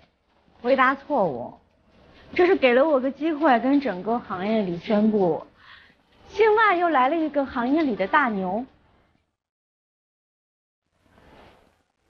你这句话让我想起了心外流传的一句名言，一位优秀的心脏外科大夫是这样的一种：如果你问他世界上3位顶级的外科大夫都有谁，他们竟然回答不出其他2位。我听出来了，你在夸我啊，你夸我自大。我说的这是心脏外科大夫的普遍特质啊。哎呀，随便你说什么吧，反正对我来说是个很好的机会，我要好好准备。哎，周达电话。喂，周达。好，知道了。周达收了个病人，我要马上去一下。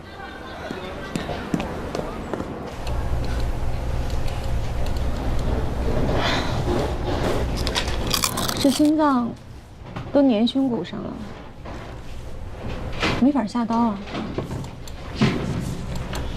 江美丽，哎，到。病人情况说一下。主任，患者叫方宁，今年36岁，3条冠脉全堵了，左主干堵了90%，具备搭桥的手术之症。可是患者已经做了3次搭桥手术了，他这胸腔粘连的很严重。36岁就搭了3个桥了，典型的家族高胆固醇血症。是啊，脂类代谢疾病中最严重的一种，特征就是早发性的心脏疾病，儿童时期就有可能得上冠心病。主任，刚才我就问诊了，方宁是12岁的时候确诊的。周达，哎，病人怎么找到你的？哦，我老婆是方宁的粉丝，看她微博知道她生病了。啊，粉丝？这患者是一女明星啊？不是明星，作家方宁。嗨，哎，你们竟然不知道她？喂，她红了10几年了，言情小说天后。哦，我告诉你们，我老婆每回看她的书都要骂我，说跟她书里的爱情相比，我们俩顶多算是个兄弟情。你说牛不牛？主任，您不会也没看过吧？你看我像是会看言情的人吗？那倒也是。哎，说正题啊，他已经去过好多家医院了，都说粘连太严重，根本没地方下刀。怕这一开胸，心脏就破了，是，更别提搭桥了。哎，达达啊，我好像在地铁上看过他卖书的广告，是不是啊？他的书拍过好几部电视剧了。哎呦，现在的电视剧不是谈情就是帅的，无聊死了。大师叔，我推荐您去陶厂看悬疑剧，亲测，好看。啊，陶厂？对啊，我有会员。江百炼，你怎么还有时间看剧啊？还买了会员啊？逮着每集都看是吗？坐地铁的时候打发时间的事，你不要再说了。什么？在这儿，下刀的地方。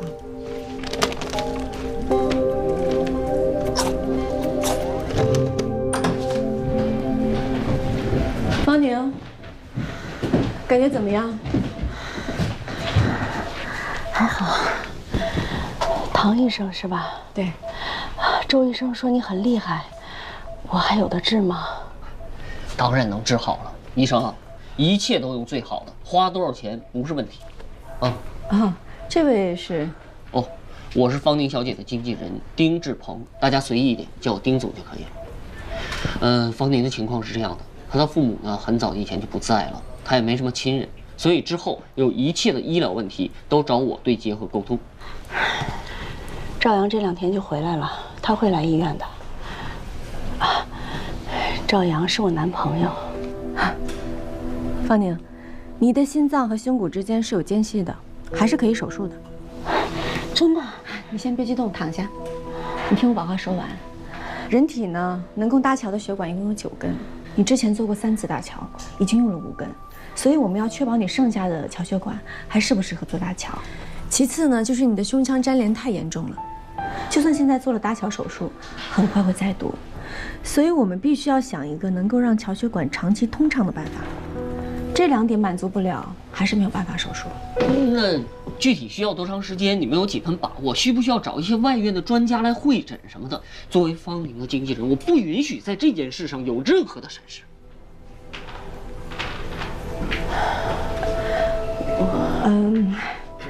丁先生是姓丁对吧？对。哎呦，时间也不早了，探视时间过了，要不然你先回去让病人休息一下。不早了哈，那我晚点再来看啊。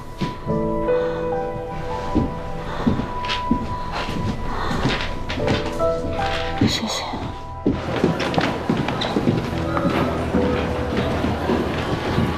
小丽，哎，宋主任，哎，身上有事吗？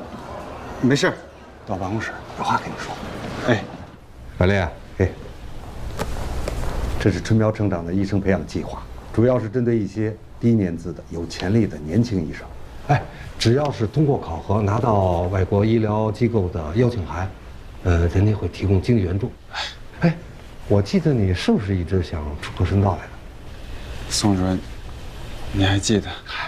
哦，这个计划呢有一次初筛，淘汰率很高。所以我想问问你，是不是真想去？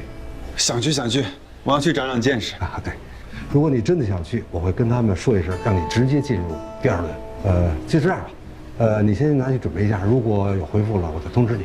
行，谢谢宋主任，您对我真的是太好了。你这孩子我喜欢，清清爽爽，没那么多心眼。好，忙去吧。行，那我走了，宋主任。好嘞，谢谢。哎，坐。哎呀，坐。门诊怎么样？接了6个住院的，3个搭桥，2个换泵，还有1个夹层。哎呀，得想办法把这个病床的周转率提上去啊！咱们组是心外手术量最大的，只要咱们保持住，谁当了主任都拿咱们没办法。哎呀，幸亏有你啊！哎呀，咱俩还说这个。哎，小宝，那个网上视频那事儿，就是保安老婆发的那个。那视频咋了？啥也看不清楚，像素那么低，都看不清楚是刘峰和唐佳瑜。怎么看不清楚？除了他俩还有谁？只不过没人在这评论区里点名他俩的身份罢了。不是哥，你说这个我就生气。他们俩这私情都整到院里来了，咱们是不是得给他们报出去？我最讨厌这种靠男人上位的女人。这事儿你放心啊，交给我。我以前有个病人，专业做媒体的，我让他把这个视频往热点上推一推。咱们如实报道，有啥说啥，啊，不整不虚有。哥，你还不了解我吗？我最大的优点就是实事求是啊。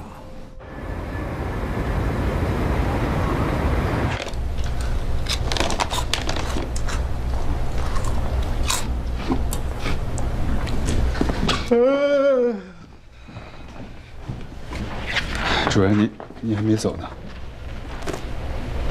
我在看方宁这些年的病历。哎，可是为什么用大钟数的电脑看？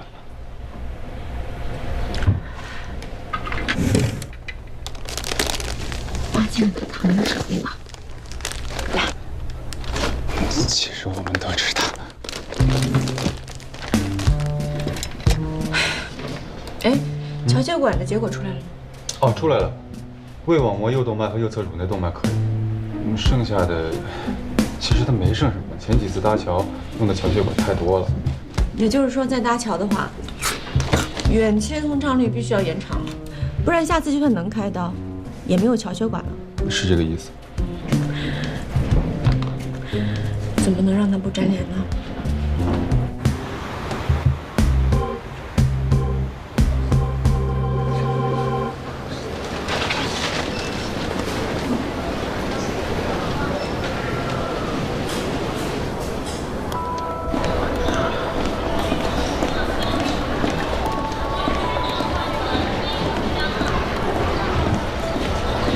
早。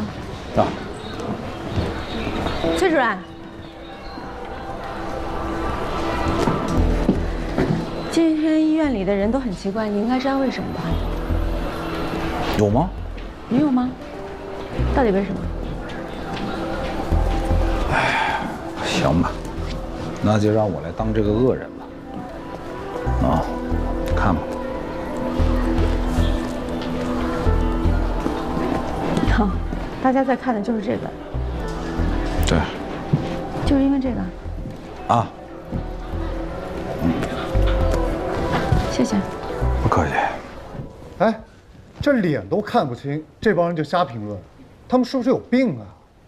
我得教育教育他。就是因为看不清，才能随便说。小龙，小龙，这不是你吧？是我，是我。哎，你别说，还真行。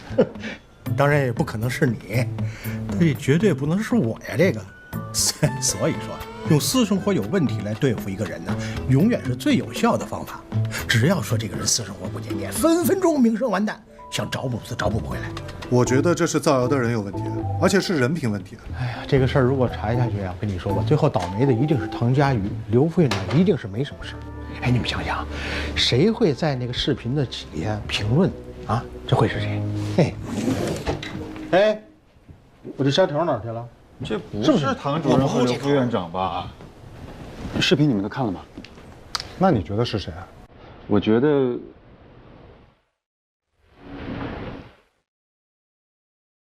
你们不会怀疑是宋主任吧？为什么每次有坏事你们都会怀疑他呢？如果这是保卫处的人发的话，那评论肯定也是他们干的呀。你是不是傻呀？保卫处的人和唐主任还有刘副院长又没冤没仇的，干嘛要在网上写安和医院 T 型外科女主任和 L 姓男上司这种指向性明确的话呢？这一看就是咱们科人做的。那也不一定是宋主任嘛，你们这总是冤枉人。你站哪边？哎，东东，百里，我们没有怀疑谁，也不会冤枉任何人。好，干活，干活。我今天迟到了啊，马上换白大褂，查房去。你是不是吃过虾条了？我更喜欢吃番茄味的。方宁，你的手术方案已经定下来了，改可以手术。因为你胸腔内粘连严重，所以如果按常规的在你的心脏前侧搭桥的话，桥血管很快会再堵。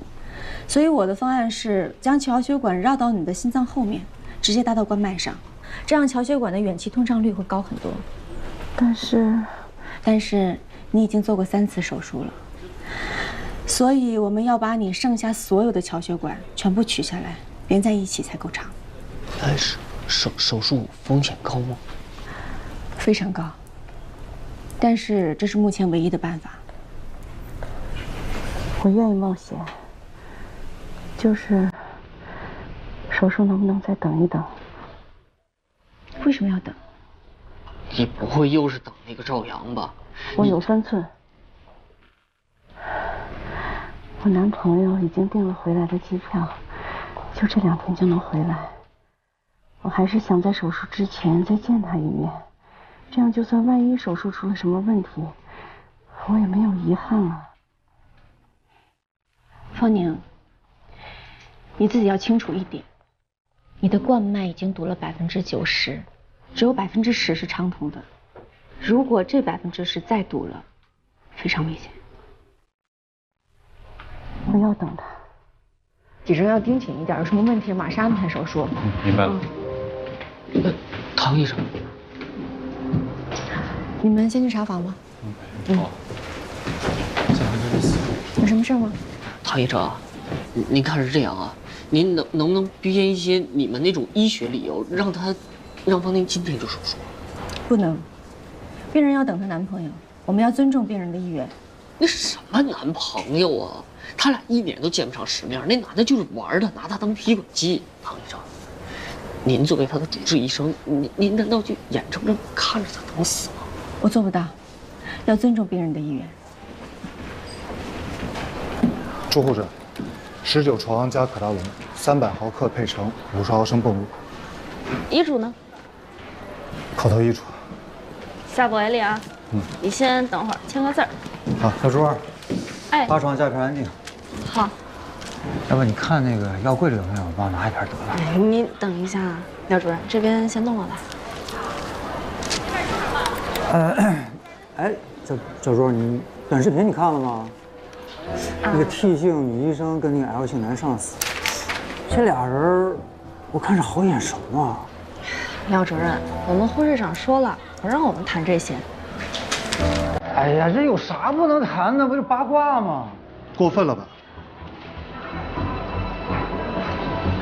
你跟谁说话呢？这么没礼貌。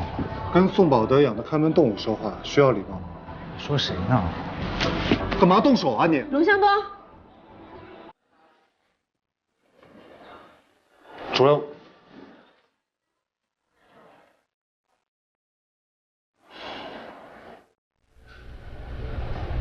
龙向东，你在护士站打架，你脑子是不是坏掉了？是他主动挑衅，他要把那个链接。那个视频是吧？你知道？早上邱仁强给我看过。原来是老崔说的。那你不生气，不澄清一下呀？我有什么好生气的？我为什么要澄清啊？无非就是一个 T 姓女主任，我需要对号入座吗？可你不对号入座，全院的人都在帮你对号入座。让他们对好了。他们背后说我，无非是因为嫉妒我，说的越凶，那就是越嫉妒。我怎么了？少了一根汗毛没有？是不是还好好的？反倒是你，护士长跟人家打架，你才是给他们增加了弹药和谈资，明白吗？脸皮真够厚的，我都开始要对他产生敬意了。什么呀？主任，那叫内心强大。我明白，跟人打架是我不对。主任，那个视频上的人，不会真的是你吧？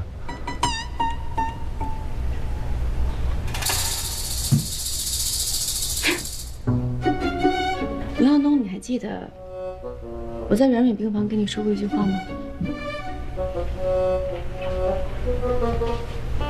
重复一遍。你说，关我啥事？我明白了。出去。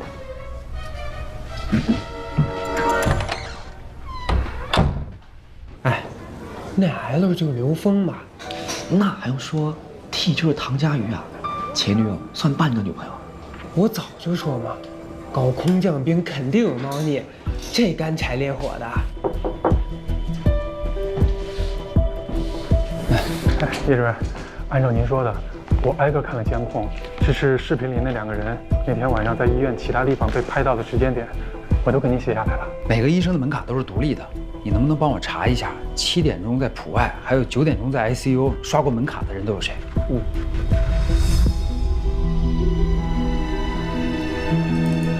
是他们。宋主任，啥时候给俺做手术啊？啊，您这情况我们会尽快安排的啊，您放心吧。好，谢谢宋主任啊。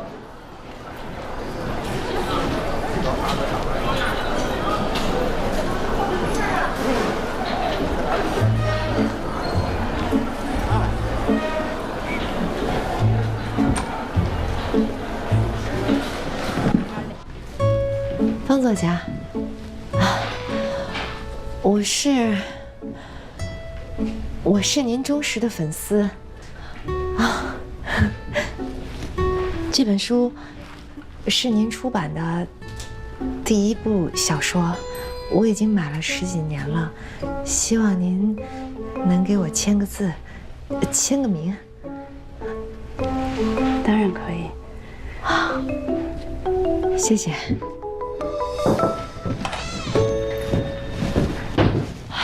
欧阳处长，唐主任，唐医生，你有什么事儿吗？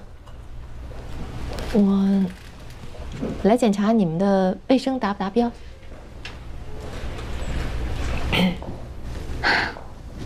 你该不会是方宁的粉丝吧？是又怎么样？方作家住在咱们医院，我过来看看，不行吗？方宁，我没有别的意思啊，我想问你一下，你的书迷粉丝大概都多大年纪啊？18到24岁的。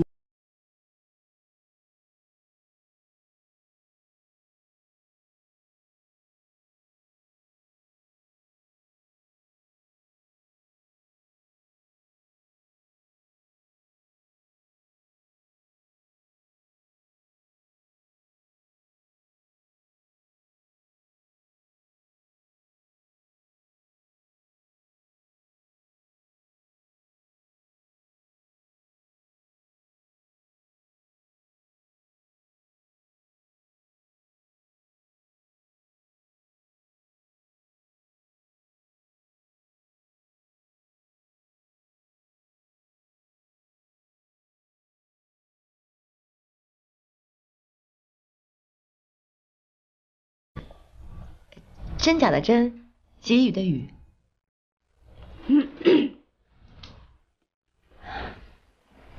谢谢谢谢，方作家，我还想问您，就是现在连载那本小说，最后的结局，男女主角有没有在一起？哦，这个不方便剧透，不过男主角是以我男朋友为原型写的。哦，那就是大团圆结局。差不多了。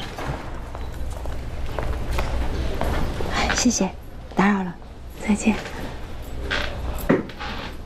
空了吸一下氧啊。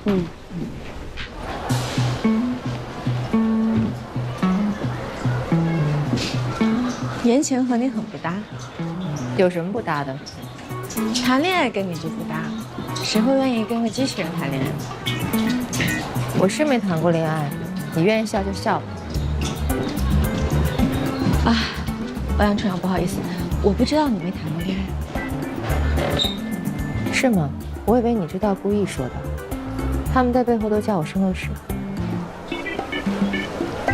圣斗士，这个名字起的还挺妙的。那也没有某些人的视频被传到网上妙。放心吧，我知道那不是你。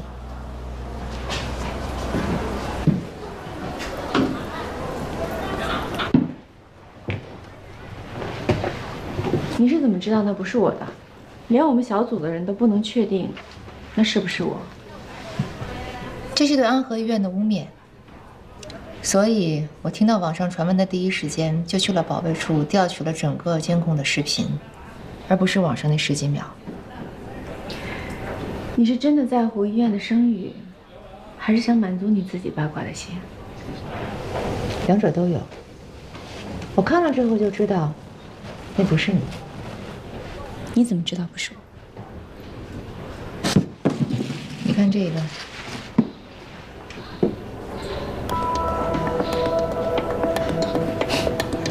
这跟网上的视频有什么区别？还不是啃来啃去的？区别很大。咱们医院的手术间分3个区域：污染区、半污染区和清洁区。每个区域对口罩、帽子的要求不同。网上传的那一段是在手术室值班室门口，啃来啃去没关系。但是你刚才看到的那一段后面是什么？3号手术间。对，3号手术间的走廊是不可以摘掉口罩的。虽然看不清脸，但是看到这儿我就知道，那肯定不是你。原来你认为不是我，并不是因为相信我，而是认为我不会违反无菌原则。那当然了，你想什么呢？我为什么要信任你？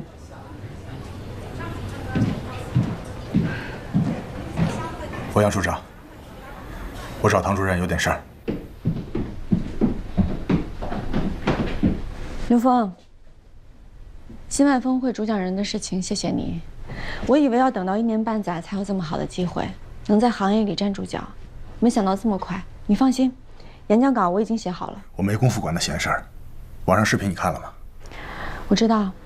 那你还跟个没事人一样？周围那些废物怕我生气不敢跟我说，你为什么不敢跟我说？不然我不会现在才知道。唐佳宇，自打你来了安和，我没有一件事情是顺心的，成天除了给你收拾烂摊子不说，现在我还搭上我的名誉。我可是要竞选院长的我真后悔把你给薅回来。你是为了网上视频的事情生气，还是为了那天我跟你说的那些话？我不知道，反正我非常生气。如果你真的要竞选院长的话，我劝你还是要先冷静。我冷静不了，那个视频是保卫处传出来的，人已经开除了，但是评论8成是宋宝德搞的鬼，我没有证据。不需要证据啊！我劝你，你就把这件事情当成是发生在别人的身上，然后仔细想一想，作为一个医院里的领导，要怎么应对就好了。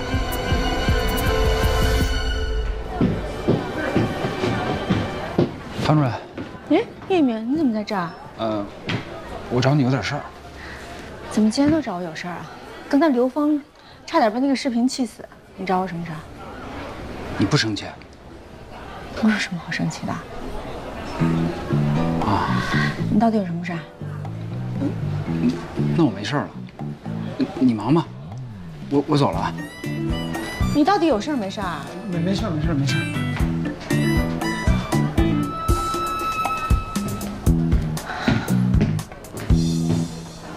主任，您签个字。哎，那视频你看了吗？嗯，听说是宋主任找人评论的，真够下三滥。可不是嘛。听说陈汉文知道那男的是谁。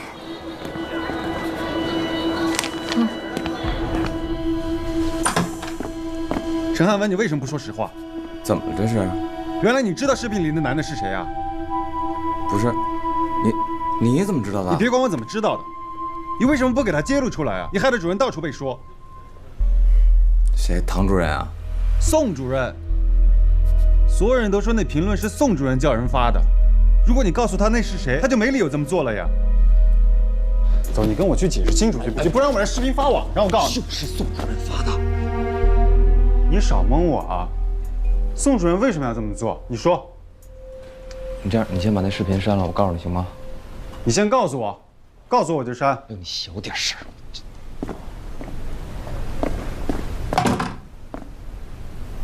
是这样，我今天看到视频的时候，我就跟他说，我知道那男的是进修医生小李，不是刘副院长啊。结果宋主任说，让我先别告诉别人。宋主任还笑呢，他说，小李给他提供了好素材。你就不听我话，你不听我话，迟早被害死。滚！我再也不想见到你。你去看一下房东。你现在情绪不能太激动，刚才因为情绪激动有些气喘。没事。必须要手术了，不管是谁，都不值得拿自己的生命冒险，明白吗？写了大半辈子的言情小说，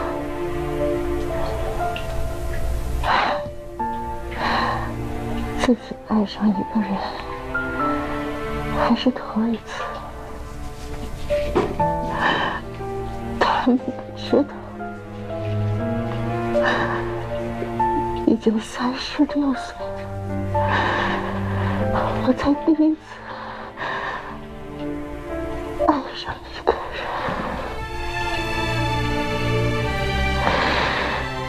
就是这个人，让我觉得我是个正常的人。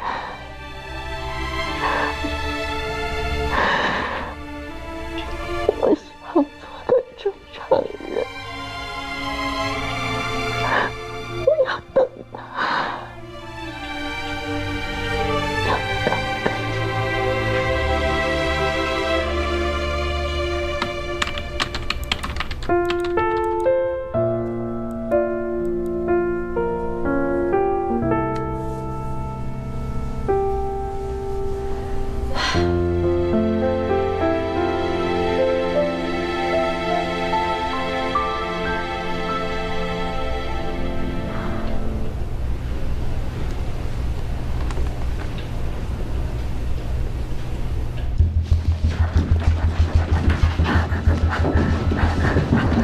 血性心绞已经发作了，必须要手术。准备手术室，马上做搭桥。入睡之后，准备做主动脉全脑反搏。好。我不想你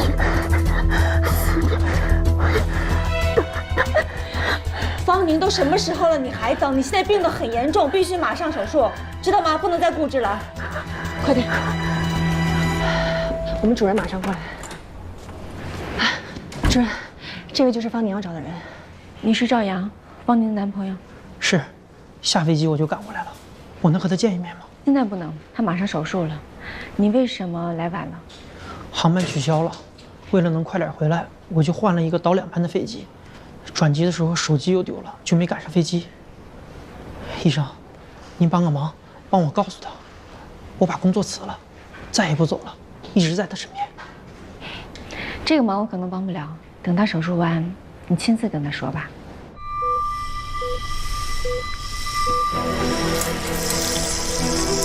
龙向东，一会儿去右侧颅内动脉。好。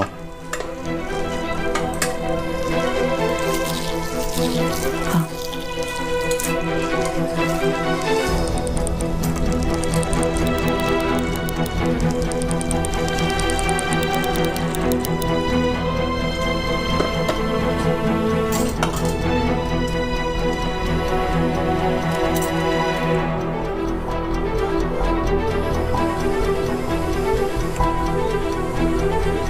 血压正常，可以继续手术。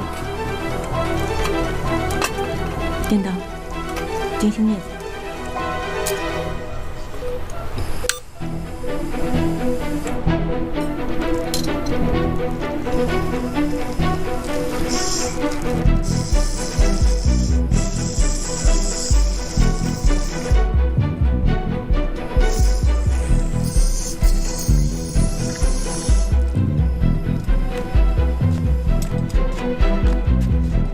大的撑开器。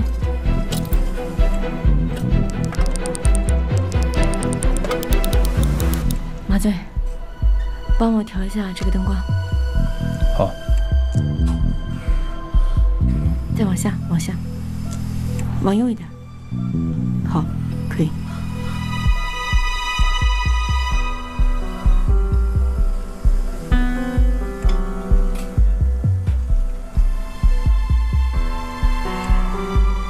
病人情况怎么样？还不错。好，测一下流量。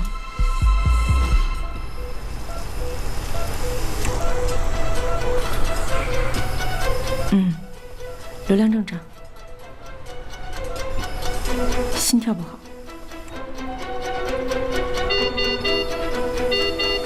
心脏失颤，失颤！快，除颤板。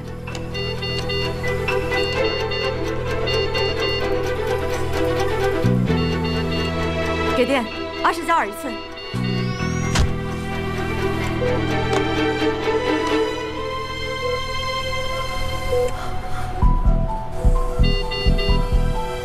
还是不太好。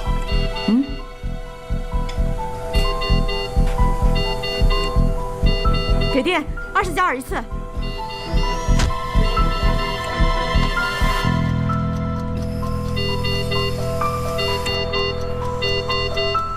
回来了，回来了，回来了。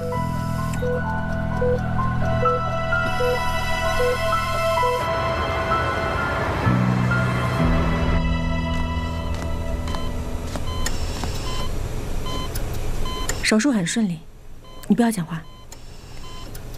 ICU 本来不允许外人进，但是有个人想见你，我让他进来了。你要跟我保证，见到人的时候不要太激动。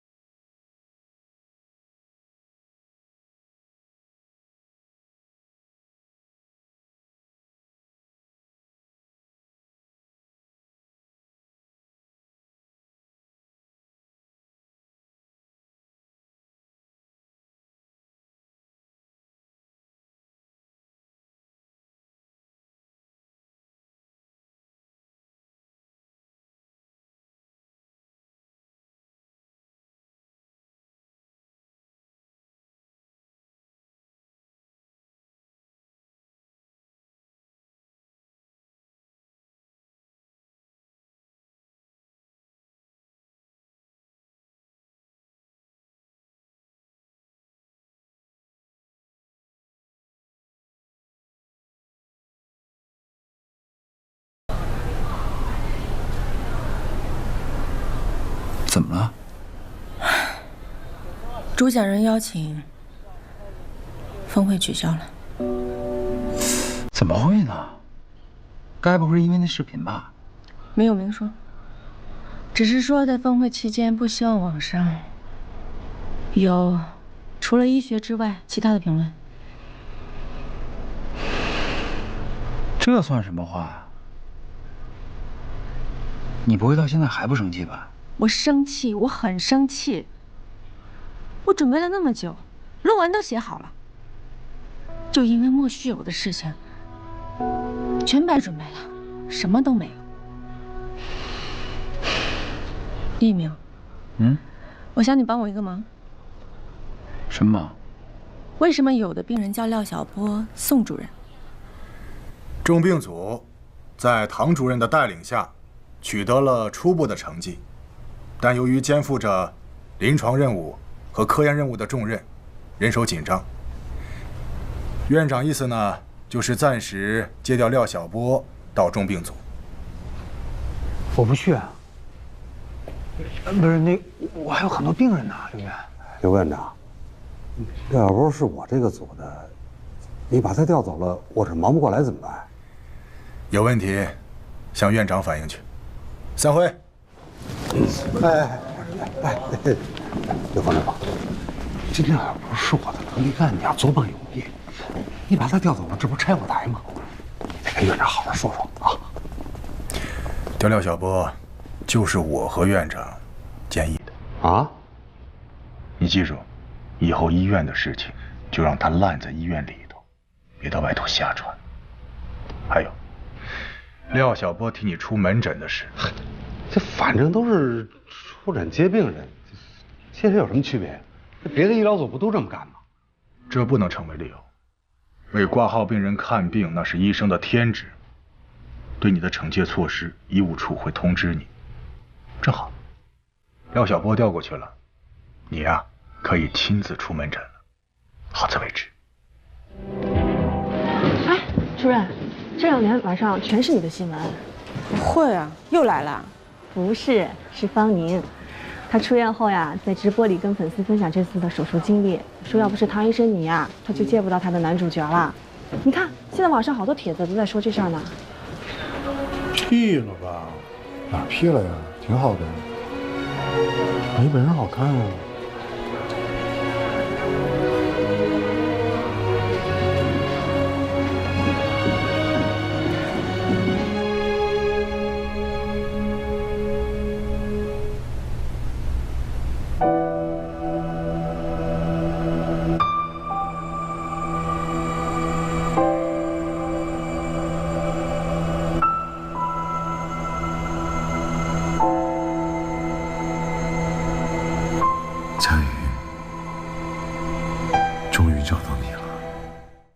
人工心脏，我相信大家都知道，它不是一个能代替原本心脏的新器官，而是一个新式辅助装置，一个血泵，帮助心脏完成泵血的工作。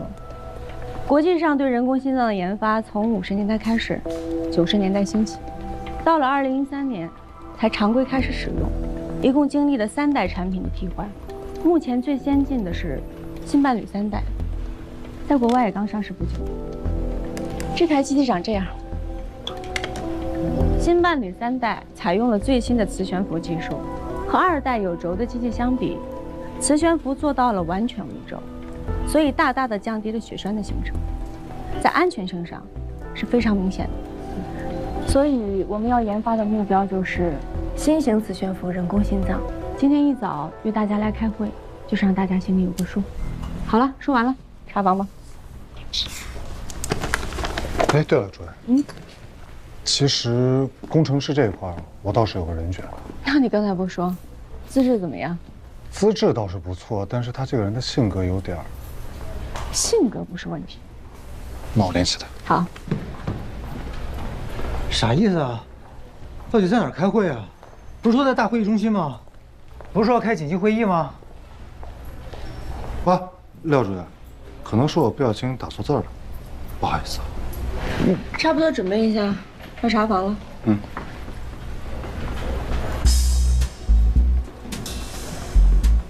切！向东这小子要整我。哦，我知道，把你调重病组来，就是为了让大家经常能开心一下。你以为是因为你帅啊？是我不帅吗？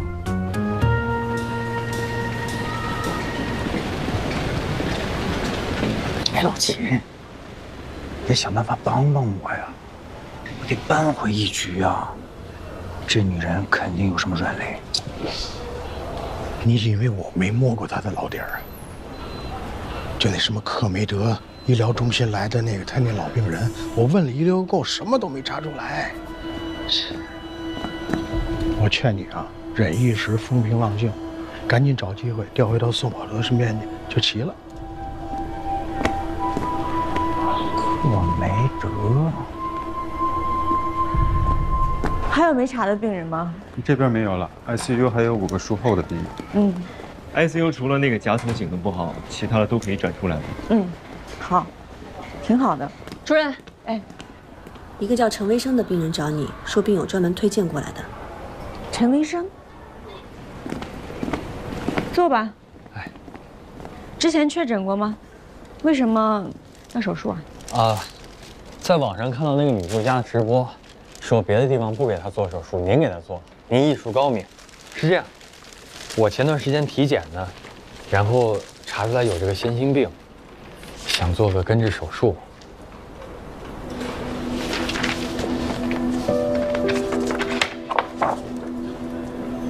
你这是矫正型大动脉转位，心脏的形态和正常的也不太一样，但是基本功能可以保证。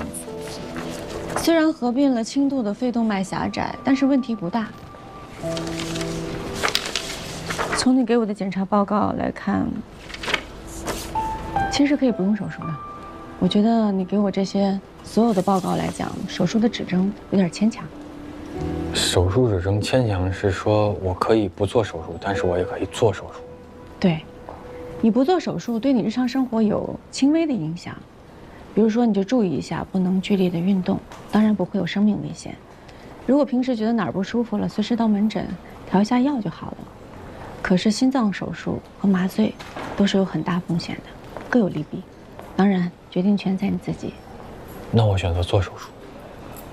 不用这么急着回答，你还是回去跟家里人商量一下再来。啊，不用了，我选择做手术，因为我想做一个登山运动员，从小就想。如果是这样的话，我跟你多说2句。先心病的患者是很难做职业型运动员的，即便你做了手术，你能不能登山也要看术后的评估。但我看你的情况有一点难，如果你是为了这个手术，我劝你还是好好考虑。您说的这些我都知道，但是我还是想选择做手术。其实，我就是想要一点希望，我能接受。你这个人还挺执着的，那就给你做一个心肺功能的测试，然后决定手术的方案。哎，好，谢谢您啊。杨百烈，你来，带他去做一个 CPET。你跟江医生走。好。对了，你之前有什么基础疾病吗？没有，我没有基础疾病。您好。那就好，去吧。谢谢您啊，没事。这边，主任。主任。工程师联系好了，让咱们现在就过去。现在？唐主任，出来一下。公事。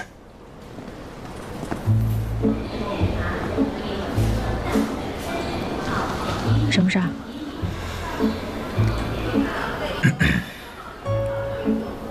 视频的事儿算是完了，但院里关于我们俩不实的传闻必须彻底解决，不然对我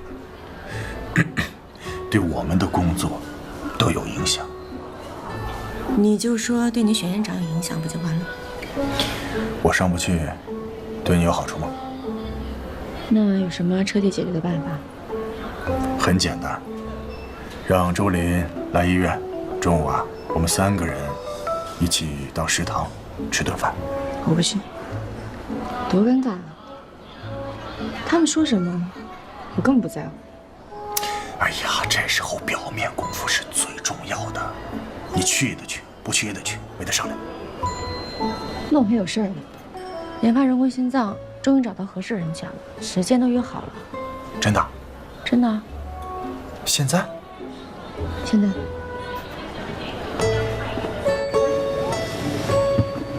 主任。不是说好改时间了吗？怎么就？为了躲麻烦。哎，对了，你早上说这个工程师人有点怪，怎么个怪法？你先看一下。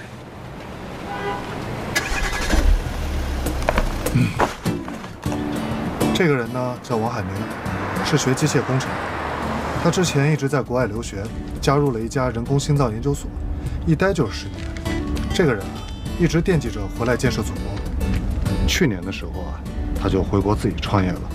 据说他现在已经做出了全国唯一的全磁悬浮人工心脏的样机。样机啊？数据也不错。总的来说呢，这个人的性格啊，还有他的人际关系啊，就是一团糟。我对他能否和咱们医院达成合作，真的持怀疑态度。不过也说不准啊，说不准他跟主任你也挺合得来的。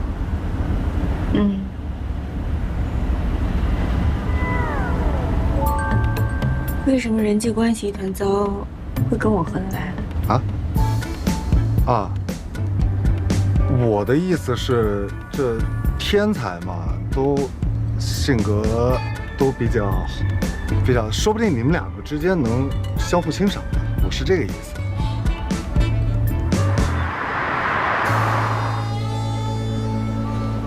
王工，安和医院的找你。谢谢。谢谢。你好，我是安和心外的龙向东。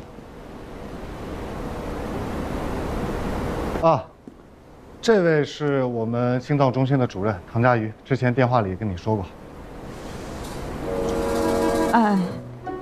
我是唐佳瑜。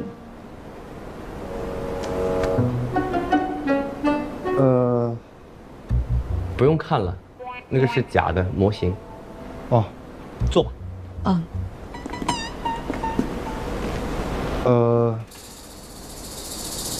你随意。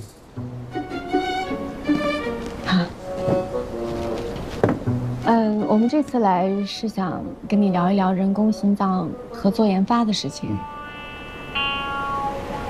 我先自我介绍一下。我已经了解过了，你是国内医学院毕业，后来拿到了国外执业医师的资质，然后在科梅德医疗中心接受了住院培训和专科培训，后来成为了那里年薪最高的主治医生之一。期间你一共做了258例人工心脏植入手术，这当中包括 HeartMate 2代和刚刚上市不久的3代。这个数字在同资质的医生当中算很高，但不是最高。我说的没错吧？说的完全正确。你是怎么知道的？网上查的，一查都有啊。而且呢，我现在还知道，你这次回来是因为接受了安和医院的一个职务。主要是因为你跟刘峰副院长有一段暧昧的关系。那个视频我看了。我们还是聊回人工心脏。对。我先问你一个问题啊，你怎么看待全磁悬浮人工心脏的价值？本质的飞跃。怎么讲？第2代流行动力轴心泵人工心脏是2003年上市的。但是在上市之前，研究者就发现这一款人工心脏在凝血安全性上是有缺陷的。当时就提出了全磁悬浮的概念，也就是说2代产品还没有上市，那它已经成为一个过渡产品，为研发全磁悬浮争取更多的时间。全世界的工程师和医生经过10几年的努力，第3代全磁悬浮人工心脏才在国外研发成功。王工，您也是在国外做了10年以上的研究，所以我想对于这一点你应该比我更清楚，它是本质的飞跃。我带你们去看一下我的样机。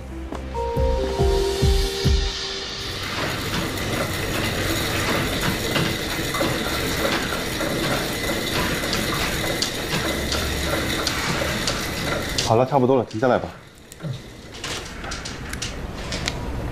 来，下来，我帮你拆。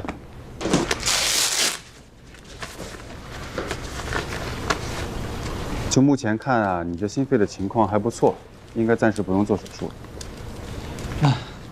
待会儿到了高原或者山上的话，去高原可能是不大可能了。如果不做手术呢，你最好就在城市里待着，而且千万不要做太剧烈的运动，啊！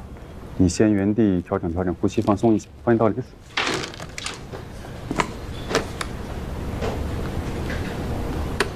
水，你稍微等我一会儿啊，稍微等一会儿。哎，护工，没水了，帮我换桶新的水。大碗水没了，帮我换一个。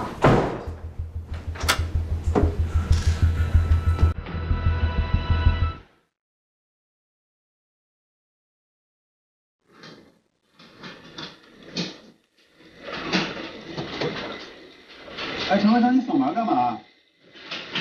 哎，你别急了，你不能剧烈的运动，快下来，开门，把门打开。你出了什么问题，谁负责呀？这护手拿钥匙。陈维生，你听我说，你下来，你不能这么折腾自己，你这心脏受不了的。你下来行吗？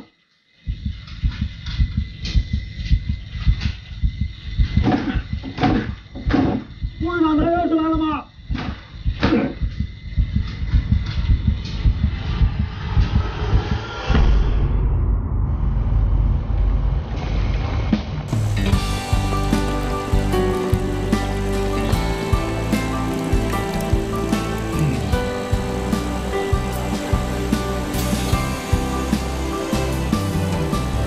来。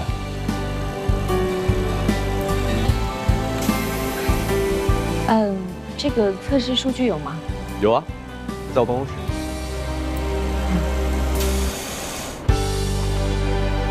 这个数据非常好啊，在这个基础上，完全可以研发出不亚于国外全磁悬浮人工心脏。那当然，但是现在还是大了一点点，如果再缩小10毫米的话，就完美了。刚才看是70毫米，必须要再小20毫米到50毫米才能合乎手术的要求。小那么多的话，机器会不稳定的，怎么称得上是完美呢？不完美不重要，关键是要用在病人身上，必须要考虑那些心脏偏小的病人。我是要做一台完美的血泵，病人跟我没关系的。可是人工心脏就是要用在病人身上的，如果你不考虑病人的话，它跟普通血泵有什么区别？主任。啊。这个需要从长计议，要不然我们先把合约签了，我们再慢慢商量。我又没说要跟你们合作。啊？那你刚才给我们看样机干什么？看过样机的人多了，看过样机就算合作了。我只是带你们去欣赏一下我的杰作。辉格已经要注资了，而且他们答应给我一间全国最先进的实验室供我研究使用。辉格在国内是数1数2的，不论是实力还是资金成本，对吧？安和根本没得比的。虽然你是一个非常优秀的医生，但你也就只是一个医生，科研的事情你又搞不懂，请回吧。哎，我主任，先回去。那你把那个椅子给我放回去。行。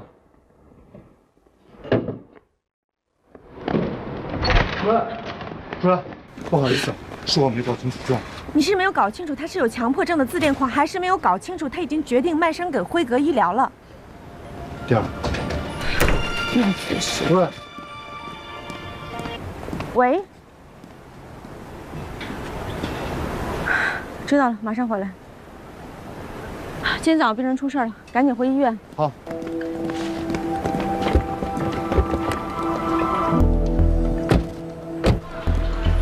怎么回事啊？你就晕倒了？陈维生把自己反锁在心肺复苏室一通乱骑，结果心脏供血不足晕过去了，还伴有右腿出血。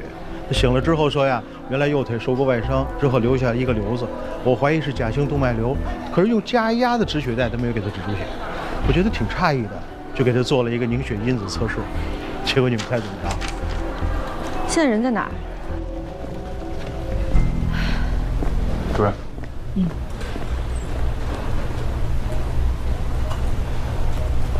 知道自己有 A 型血友病吧？我去过别的医院，医生一听说我有血友病，都拒绝给我做手术，所以我就想，要不先瞒着。对不起啊，唐医生，早上我没说实话。为什么锁门？我怕血友病的事情术前检查瞒不住，就想，如果病情加重，有了明确的手术指征，你就必须得给我做手术了。想得挺缜密，但是你犯了2个错误。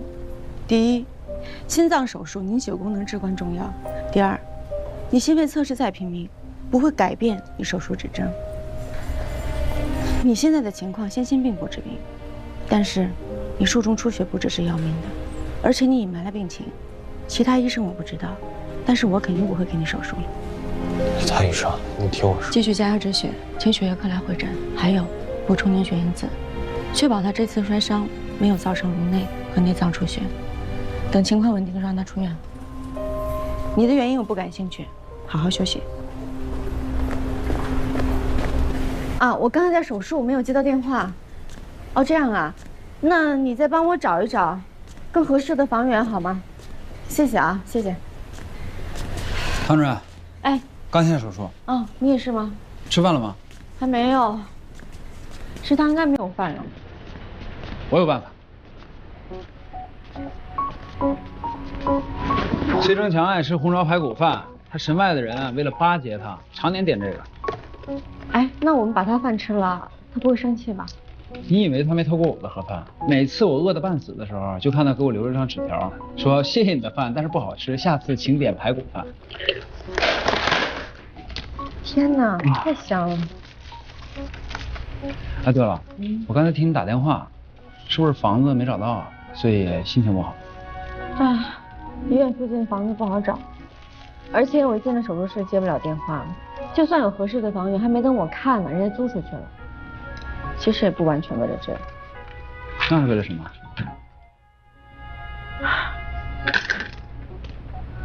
研发人工心脏，比我想象的难多了。好不容易找到一个合适的工程师，还没谈下来。这个项目就像是一个烫嘴的红糖饼，看上去是挺动人的，可是你都不知道从哪儿下第一口。那工程师说的没错。这真的不是我擅长的领域。你先别管擅不擅长，是不是你想做的事儿？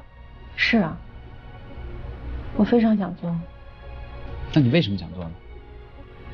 在国外，患者需要人工心脏，只需要给器械商打一个电话，1个小时之内，人工心脏就会送到医院。我一直都以为这是理所应当的，没有什么了不起的。可是直到上一次，王雪纯没有等到供体。我才知道，对于国内的患者来讲，这1个小时的便利，他们没有。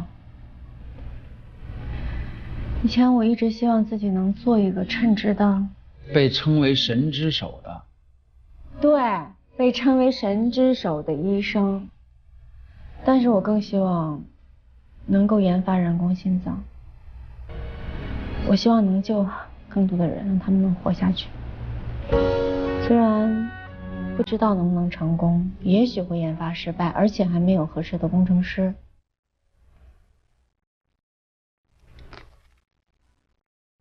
先只看眼前的吧。是吗？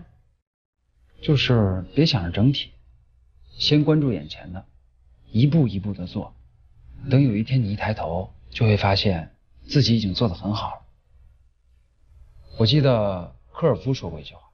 心脏既然能长出来，也一定能被造出来。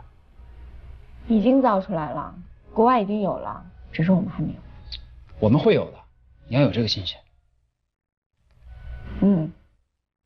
吃饭吧。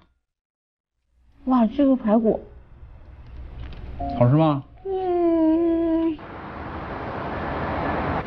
我查过了，你今天没手术。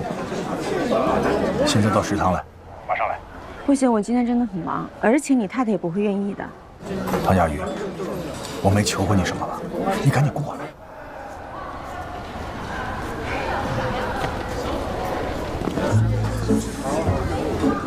他们俩怎么在一起啊？这视频就是好。正式介绍一下，唐佳瑜，我老朋友，一位非常出色的外科医生，现在是我的同事，也是我的下属。刘院长好。哎，周林，我爱人。我们之前见过了。汤主任，我向你道歉啊，之前是我太唐突了，你别介意。没关系，不是误会。可不是误会嘛，也不知道是谁瞎 P 的照片，我要查出来，我肯定告他。还有那个视频，幸好那天晚上我在家里，不然我有嘴都说不清楚。周林啊，平时我忙顾不上家里，但是就个人作风问题上，我保证绝对没问题。佳玉，你说是吧？是我不好，幸好没有造成什么不好的影响。就是说呀，这事儿要是让医院的那些八卦精知道了，指不定能编出什么谣言来呢。我现在是副院长，以后说话做事过点脑子。我当时也不知道为什么，就是我不好。我知道了。话说开了，心里面舒服多了。吃饭，你们俩保持下微笑，我去拿点饮料。刘院长，你也来这里吃饭啊？唐主任约我爱人吃个饭。哦。你是不是觉得我做事太冲动了？其实你不懂，我为了刘峰，为了这个家庭，我放弃了我的事业。如果在婚姻里我遭到背叛，那等于我失去了所有。一块吃。不懂，你又没结婚，你怎么可能懂？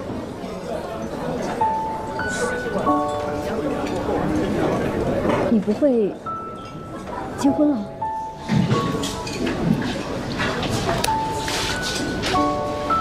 至少我明白，如果你真的是非常信任一个人的话，有一天如果他背叛你，你是无法信任的。所以今天其实我想跟你说，你之前担心的问题从来就没有发生过，而且未来也不可能发生。所以我希望你能够相信你的大主观，还有我。我可以给你发誓。不用不用，谢谢你。吃饭吧。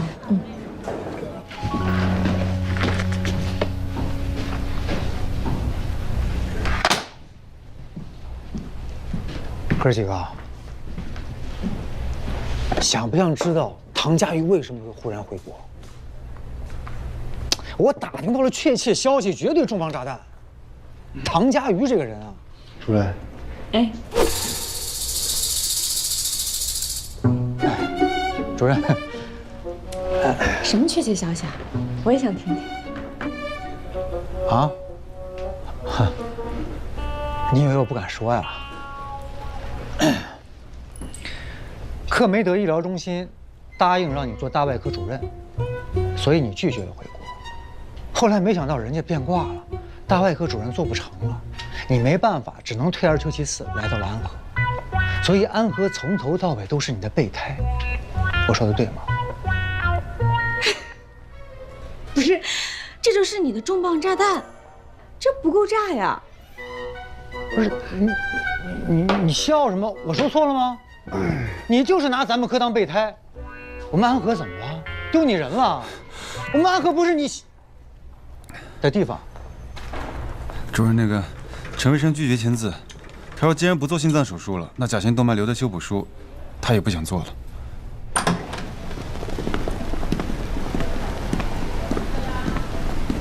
陈卫生，你腿上的甲醛动脉瘤有股动脉分支连着，股动脉大出血，正常人都有生命危险。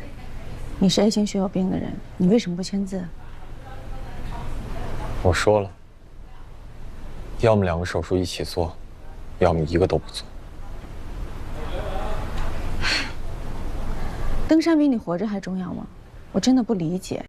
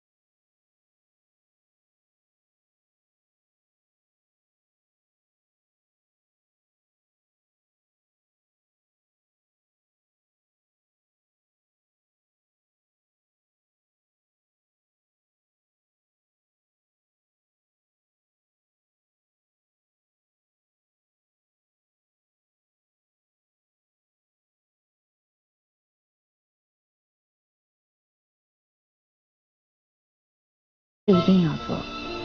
你完全可以跟先先变共存，而且，就算是手术成功了，能够登上一座山的山顶的机会，也是微乎其微。即便是这样，你仍然要坚持做这个手术吗？我做。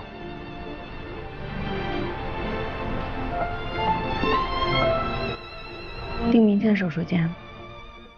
大动脉转外根治术加假性动脉瘤修补术。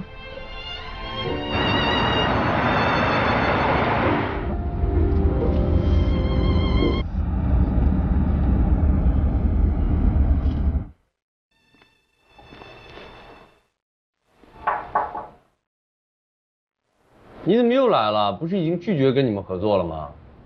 哎，给我5分钟，我只需要5分钟。说吧，你有什么事儿？我来是想问一下你，跟辉格的合约，你打算什么时候签？明天。其实人工心脏研发，只要有医生跟工程师的合作，那才能够通过动物实验跟人体实验，最终通过药监局的审核才能上市。换句话说，您现在需要的根本不是资本的入资，而是跟一个有植入经验的医生合作，也就是我。你不用说服我啊，我不会放弃跟辉格合作这么好的机会的。我这么做其实是在为您着想。你看，所有的资本入资，他们的目的都是为了盈利啊，为了利润。可是您现在的这个样机研发还没有成功，这么早就得到入资的话，一定不会像从前那样专心致志研发，对吧？还有一点，最重要的就是，医院的人员构成比大企业要简单得多。我保证不会给你科研以外的其他的阻力。在企业研发的掣肘之处，相信你在国外肯定也体验过。所以，您真的有信心能够在辉格工作到人工心脏研发上市吗？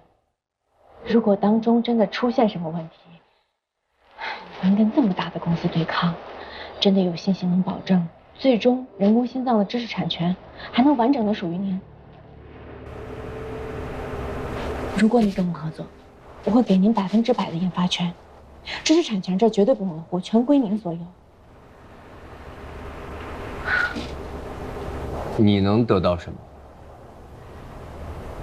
其实我只是希望所有的患者能够早一点使用到人工心脏，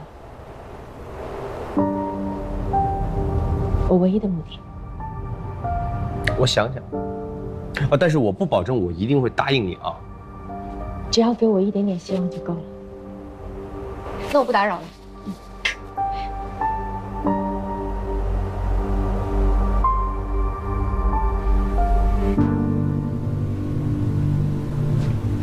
要打麻醉了，可是王海明还没打电话过来。那如果他一直不来电话呢？我也不知道，打麻醉吧，先手术。不用紧张。主任，厉害。别紧张啊，今天手术最大的风险是出血，所以血液回收很重要。麻醉，凝血功能怎么样？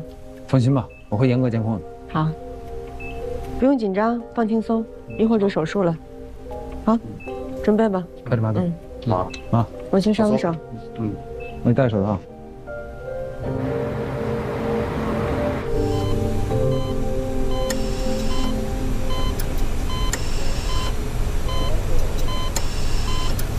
还在渗血？你看。你回去休息一会儿吧。不敢回去。得在这守着。如果术后吻合口渗血不止，半夜还要2次开血。叶一鸣，你说我是不是不应该就这么草率的答应帮他手术？如果万一……首先呢，这个手术是病人自己要求做的，而且为了做这个手术，他甚至不惜做出自伤的举动。手术的风险我们之前也告知过了，这就是他自己的选择。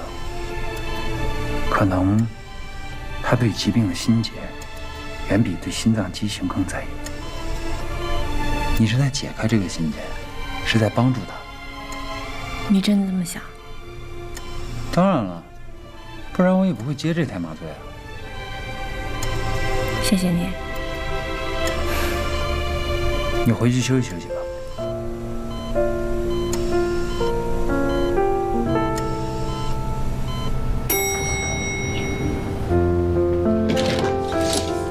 叶医生，才回来呀？啊，我一直听着你家门响呢。你爸，你找我有事儿？哎，是这样啊，我和我老伴呢要去上海照顾女儿，她刚生了孩子，我们想呢等着小孙子上到幼儿园再回来。可是这阳台这花啊，你看能不能搬到你那儿去？哎，不麻烦，浇水就行。没问题。哎，那我去搬啊。哎，等等，李宝。啊？你要是去上海的话，那你这房子租吗？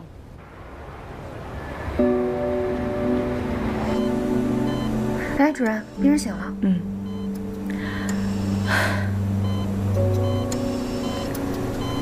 陈卫生，今天已经是手术的第3天了，中间你的情况不是很好，好在现在已经度过了。你的情况已经慢慢好转，过不了2天就可以转出 ICU。我不知道今后你能不能登山，但我想告诉你的是，你挺过了这一场手术，比你任何一次登顶都有意义。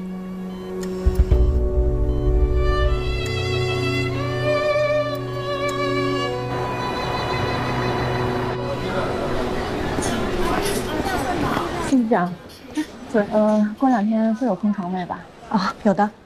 那就好。对，正好有人找你。队长啊，不会又指定让我做手术吧？那没准啊。真的呢，等你1小时了。王工，你找我啊？我愿意跟你一起合作研发人工心脏，如果你还没有改主意的。我当然没改变主意啊，我愿意。你之前开的那些条件都得算数。当然，所有答应您的条件全部算数。那你怎么没有跟辉格？我是觉得这么多天都没联络，所以。我仔细看了一下合同，他们就是想买我的知识产权，我作为雇佣工程师为他们工作。我早就说过了嘛，您跟我合作，我觉得研发的胜算应该会更大一些。你不要这么盲目自信，我们的合作就好像是，斗地主你会玩吗？啊？一起排摸了1把的3和4，在概率学的角度来讲，成功的几率极低。你还会打斗地主？我经常看别人玩，他们不带我。那也许我们的组合就是王炸了，对吧？我带你去做一下我们正面组的同事。我真的没有开玩笑，你要做好失败的准备啊！做好了，所有准备都已经做好了。是吗？啊，这边请。哎呀，太好了，太好了！这工程师简历不错呀，样机做出来了。哎，你去哪儿淘的宝贝啊？如果你见了他本人，应该就不会这么觉得了。哎，不管怎么说，这是好事儿，我们的科研迈出了一步，而且是很重要的一步。那如果没什么事儿，我先回去了，一会儿还有手术。哎，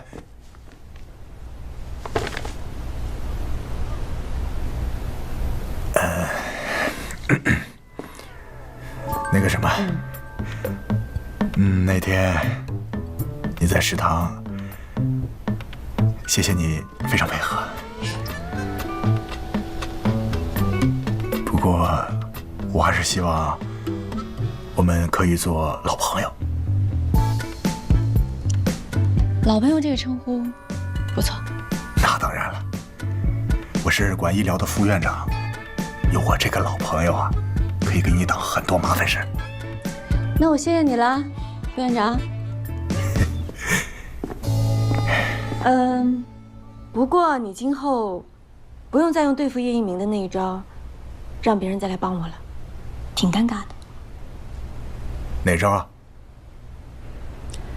他爸生病，欠了人情，所以你让他来帮我。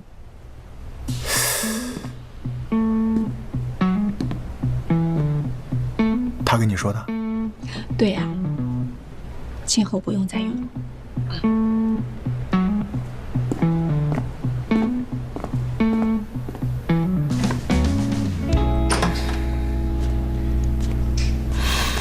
刘峰，什么事儿啊？我一会儿还有手术呢。要你帮唐佳瑜，是我提出来的，所以，我有义务提醒你一下，别走太近。你误会了，我和唐主任只是朋友。那他怎么知道老叶主任的事儿？就是有一次聊天聊到这儿就说起来了。我跟你认识多少年了？虽然说我们的关系看着不错，但那也是因为3年前老叶主任的事儿，我们才真的亲近起来。他来了才不到半个月，你就全盘托出了，那证明你对他放下了戒备。放下戒备，就是爱情第一步。那我要是喜欢他，你不会生气吧？不是我生气就不跟你说这些了，我是担心你。你是个轻易不动感情的人，你动了感情，我怕你受伤害。你真的误会了，我和唐主任真的只是朋友。反正就一点，这个世界上对唐佳瑜来说，手术是最重要的，其他的都可以割舍。我跟你说，他是我见过最没心没肺的家伙，你一定不要爱上他，千万要做到。好，我要是做不到啊，我这叶字我就倒着写。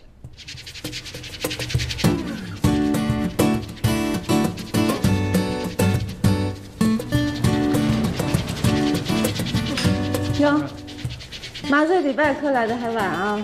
哎，临时有点事儿。啊，对了，你还欠我1个星期手术室盒饭呢。欠的肯定会还的。今天这个病人不太好插管，体重有点过重。我之前睡诊访室看过了，我觉得应该没什么问题。哎，你找到房源了吗？没有。那我给你一个吧。真的？真的，我隔壁，他的房子还没挂中介呢，回头把电话发给你。哎，太好了，那你赶紧发给我，我下了手术打个电话给他。哎，这次真的做邻居了。算是吧。我插管去了。